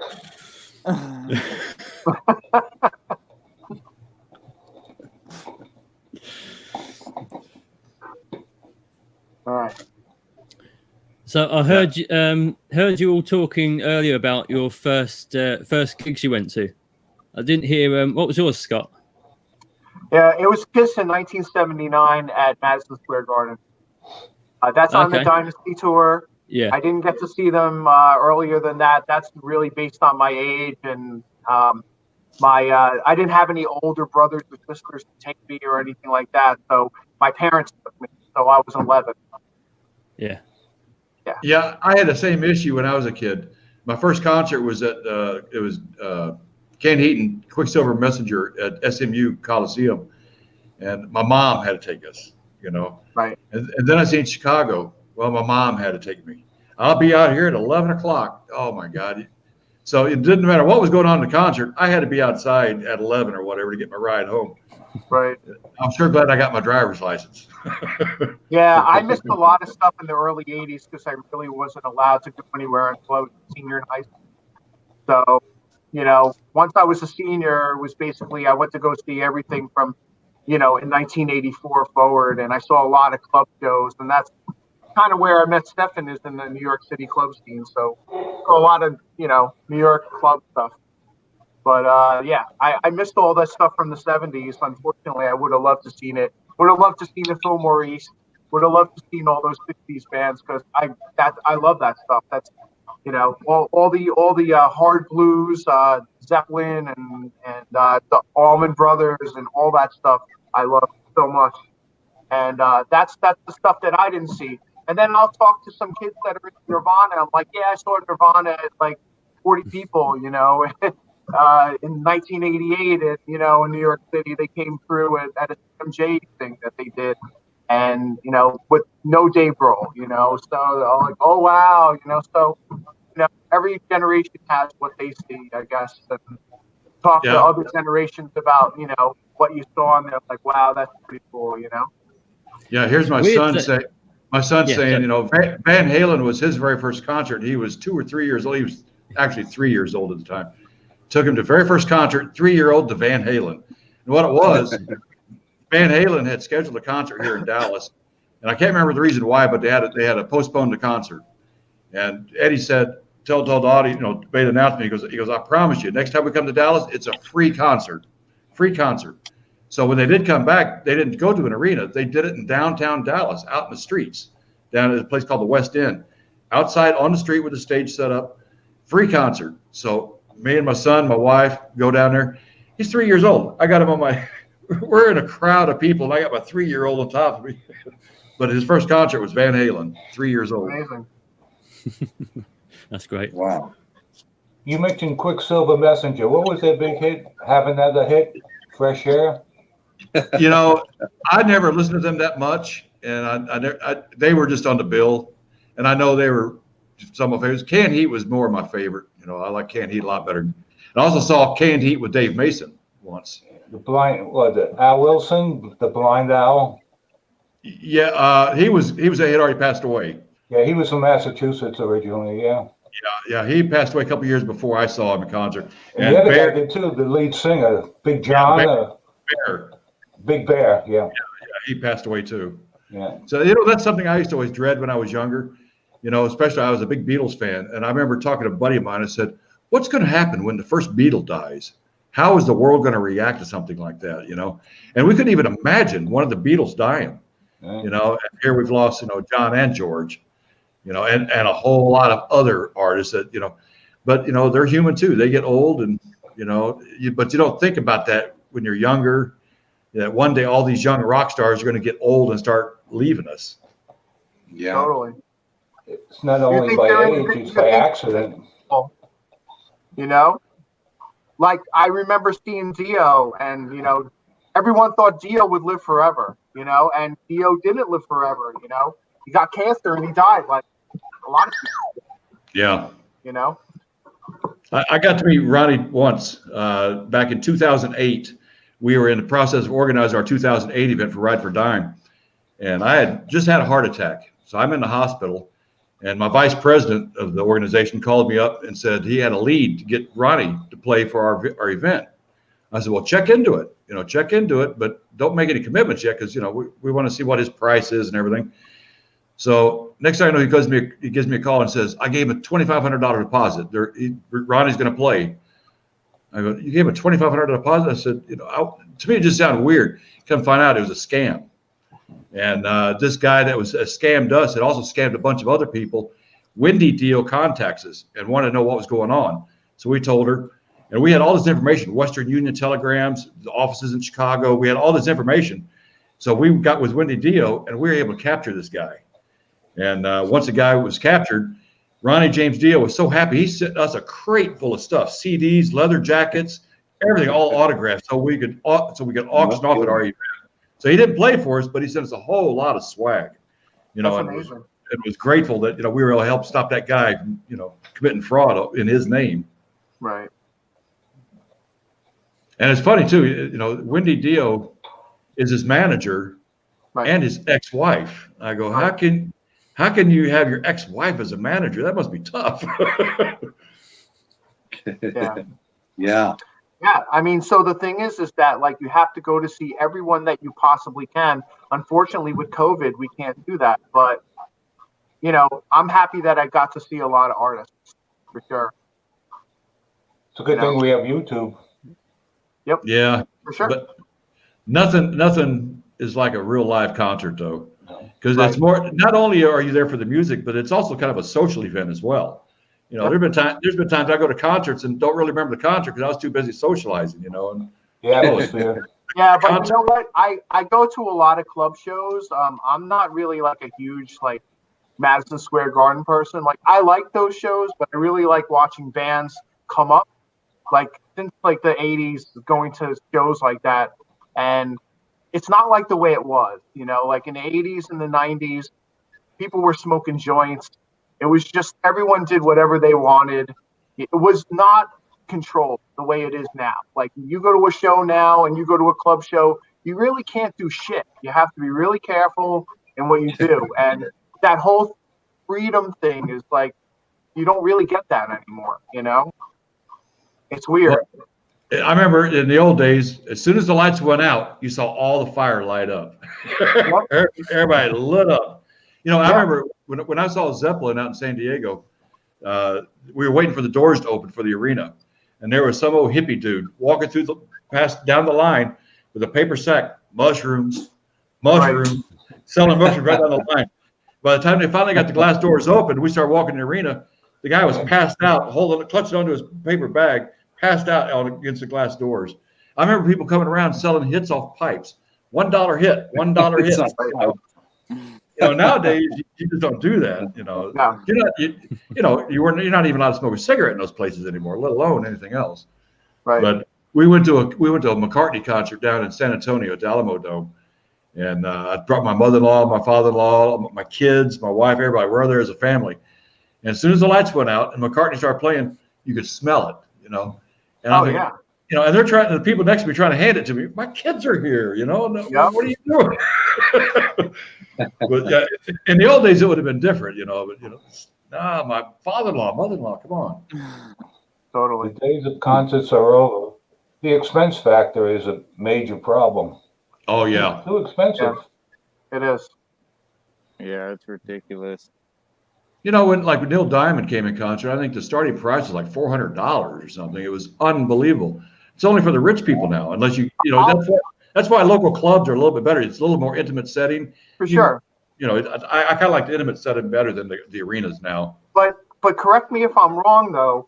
Kiss was like probably the first band when they did the reunion to put their tickets up to be like $100.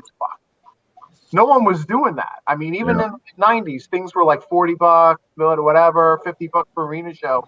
They were like $100, $150, and then like they were, oh, we can get this money. And all of a sudden, these bands started following suit.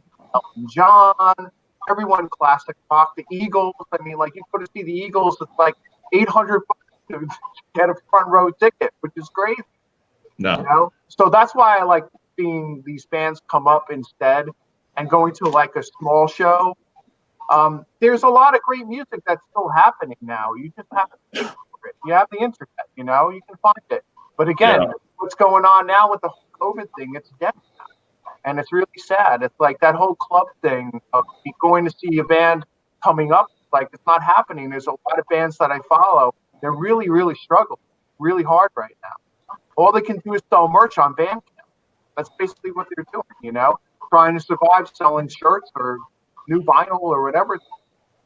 You know, even booking clubs is kind of odd now too, because I remember back in the 90s, you go to book a club at you know, a band at a club, they would say, but the big thing back then was, you know, how big is your following? We want to know how big your following is. What type of music do you play? We don't allow covers. You must play X amount of originals. It was more, they wanted original bands. Nowadays, it's all tribute. It's all tribute stuff now. Bands don't come up. They don't do originals anymore. Right.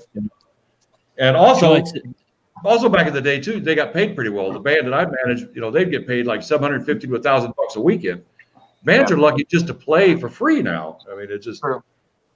Yeah, Oh, yeah, I yeah. mean, like you have to. It's all do it yourself now. I mean, there's so much stuff that's happening out on the internet that is not on major labels. I work for a major label, and I've worked for a major label for 20 years, and you see all that stuff being put out there that's new, but there's no rock scene anymore that's happening in major labels. But like in the underground or on the internet, go to Bandcamp, these indie labels. There's a lot of great stuff that's out there, but they go out and they do their tours and they do their Euro tours and they do all their tours that they do in the US and everything. And they're doing really well. I mean, I see bands that are, selling out 500,000 theaters. It's just like trying to get on a tour is the whole thing. No, Like, buddy, actually, doing something live. You have to try to get your band out on that tour. It's not like a grassroots thing anymore. That thing hasn't really been happening for a while. I mean, there is some things happening, but again, with COVID, it's really hard to be able to get anything going. Yeah, when this COVID thing is over, I think it could be a whole different world out there as far as the music goes. I think it's gonna be totally different. And how many bands have called it quits probably, during this COVID? So they can't rehearse. You know what? I got to make money somewhere else, and they just kind of move on. How many bands have we lost because of this? Yeah. I mean, a lot of the bands that are like doing the underground thing, like if you're into metal, if you're into like black metal, death metal, there's a big thriving scene happening there. The stoner rock scene, it's happening. But those guys, they do everything. Either they're like getting into a room and they're in their bubble together and they don't care, and they're like, we're still going to make music, and you can't play. We're going to go and do some sort of like live stream thing, and they're doing that. But like, you still can't make that kind of money that you were making every night. Like you're going out, you're doing your 20 or 30 night shows, and you're making whatever you're making. And a lot of those bands that are out there and they're selling merch, that's how they're making money. I mean, bands aren't really making money like just selling records. Like royalties on Spotify is nothing.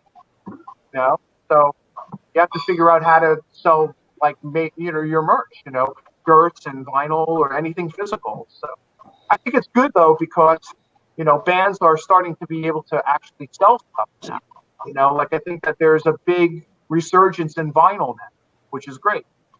So bands are able to sell stuff that's physical product. Otherwise, you're just digital, and then what are you really doing selling digital stuff? You're not really making any money just doing digital stuff. I mean, my kids are all Spotify and TikTok. That's what's up now. That's like, there's definitely teens that are like getting into the scene, and maybe they watch, the Talking Wax show, and they're into like, collecting. I have my cousin just opened a music store selling just vinyl in Woodstock. Woodstock, New York has not had a vinyl shop in a long time. So, there's definitely like a resurgence of like younger people like getting into vinyl and stuff. But like, there's definitely like the younger generation. I'm talking like 15, 16-year-old kids. Like, they're like, I don't want any physical product. They're like, my son's like, please don't give me CDs. I have like CDs like you guys have CDs, and vinyl like you guys have vinyl, But he's like very clean. Like, I want it just in my phone. You know what I mean? Takes up no clutter. It's clean. That's it. How many people here have bought the same band albums in the different formats? Vinyl, cassette, 8-track, CD. Of course. I got tired of revitalizing my collection. Absolutely. Every time I came out with new formats, it gets expensive. I did it with laser discs. Oh, geez. Which is ridiculous. I dumped a shitload of money into laser discs. Because that's the next new thing, Yeah, I mean, 8-tracks and especially cassettes. Cassettes are hot now. Oh, they are. Commodity. Yeah. Cassettes. Oh, totally. really? Yeah. I never heard that before. Yeah, no, totally. Like even like 3 or 4 years ago, you could buy cassettes for nothing, and now it's a big market. All the indie bands are like doing cassettes. Big deal. I mean, there's groups that are on Facebook that are dedicated to cassettes. They're like tape traders, and it's crazy. People are like showing their high-end equipment. Like, I just taped off my vinyl. You know, it's crazy. Hey, Oh, we here's got George. There's George. Hey, Snuff- George, how are you, George. buddy? Can't wait to watch later tonight. Who gave you the keys to get out tonight? I'm going to get fired. Oh no. The lunatics have taken over. Yep. Next, we're taking over Talking Wax. Yes. Exactly. But you know what I've noticed recently is because I teach for a living, teach guitar, and I've noticed with a lot of younger kids, there's no real kind of scene for them. So Yeah. I'll be teaching them songs, and then I'll get to a point where I think, you know, I'll say to them, "What do you listen to?" So I want to keep their interest. So I want to teach them things that they're interested in. And so many of them lately have said, oh, well, you know, whatever's in top 40. There's nothing that they specifically listen to. They haven't got their band. But they'll all say, I'm really enjoying this, what you're teaching me. And I'll be teaching them, you know, some Creedence Clearwater or all kinds of stuff that we'll do, some Eagles stuff even, just for like some rhythm things. But they love learning it. Yeah. And you can see it piques their interest. So then they, you know, hopefully they'll go down the rabbit hole and start finding these bands and eventually find their thing. There has to be some way for them to be able to get it. And it's like, if they get it from lesson or they get it like up here in Woodstock, they have like the Rock Academy. So like, you know, there's teams that are going and they're learning, you know, they're doing like a Fleetwood Mac show, or they're doing like an Eagle show, or they're doing like, you know, a hard rock show. They'll do a Ramones show, you know? So like they're getting exposed to music that way, or YouTube, or Glee, or whatever, you know, whatever shows, you know, that are like Stranger Things. Like my daughter is a huge Stranger Things fan, and she's all into 80s music now, you know? And I mean, like she knows 80s music from me, but she's telling me like when she's hearing Devo in the store, she's like, hey, this is Devo with it. And I'm like, yeah, you get it, you know? It's like, and that's great. Any which way they can, you know? Yeah, my son loves Devo. Devo's great. Yeah. Beach Boys. What is that? I can't. The Christmas album. Ah. Oh, wow. You know, the way we did it at my house with my kids, they listened to my music because they didn't have any other choice, you know. So my kids grew up listening to Beatles and all the rock stuff I did, you know. Yeah. Yeah. Even though they do listen to different stuff now, but their roots are still back to, you know, when they were kids. I remember the first time my son saw my turntable. He was amazed by it. You know, I had it up on a shelf. He got a little step stool, stood up on it, and was looking at it, and it was going around. He's watching it, and I got a little strobe on there so you could adjust the speed. And he just amazed by it. This thing goes around. Wow. To me, it was amazing to see somebody had never seen that before. You know, Right. To me, you know, we've been playing with record players since we were little kids. Didn't think twice about it, but now these kids are amazed by it, you know. Totally. I mean, my daughter loves AC/DC, but she loves all 80s, like, new wave stuff, too, you know, because of the Stranger Things thing. But she likes AC/DC. She likes, believe it or not, she's a big Red Hot Chili Peppers fan. She loves the Chili Peppers. She like, trying to think who else she's really into. She's into, like Faith No More and stuff like that. Like, she likes, you know, early 90s, harder edge stuff. You know, like Nirvana, like the kids are really into, like, believe it or not, her age group, 10, 11, you know, 13, 14, they're big Nirvana fans. So that's a big thing now, too. So I can believe that. Yeah. Oh, yeah. Yeah, my son grew up with listening to some headphones. He loved the big old headphones when he was a kid. Everybody else had little earbuds. No, he liked it, you know. To me, I still like the big headphones because it blocks out everything else. Totally. I'm the All right, same way. guys. All right, it's 11 o'clock. Okay. Central Time, so I think we're about done here. The audience has thinned out a little bit. We've been here 3 hours. But, hey, I enjoyed this. It was great to A lot of fun. get out of the Thanks asylum. for having me on. This was fun. It was fun. It was fun seeing all you guys in one spot, too. Totally. Yeah. Well, we'll do it again sometime. We'll see how it goes on Talking Wax, see who gets resent back to the asylum again. I don't know if I can handle 2 trips. You know. That I want would to be thank the tough. chatters for coming in tonight. The nice comments. Yeah. We had Yeah. I think we had about 20 plus people out there at one point, but yeah, I'm glad it's a new show where I'm not going to draw a crowd like Stefan does, but we'll work through. It takes time. But anybody that's still out in the audience here, I want you to make sure you go to the Adika group on YouTube and subscribe to Coffee Talk and Talking Wax. And also, if you want to see more artwork by George, go to his Facebook page. And I can remember subscribing to Stefan's channel when I don't think there were even 30 people on there. And you know how he got me to subscribe? He sent a message saying, "Hello, Douglas." And here's the link. I was looking at this message, who the fuck is Douglas? And then they sent one back saying, "Oh, sorry, that was meant for Douglas, but subscribe anyway." No, subscribe anyway. That made me suspicious. I thought, is he messaging everyone, calling him Douglas? And it's got a wallpaper collection here. Well, how many have you got? 2. What is that? Both the same.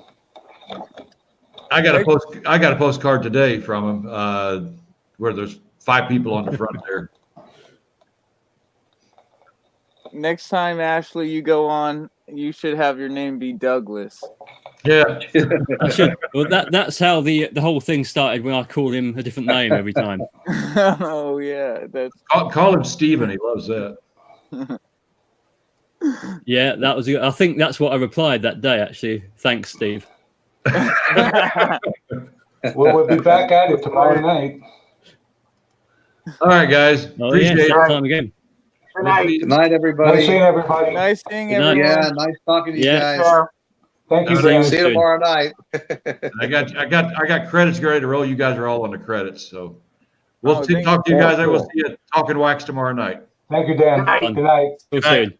Bye. Good night.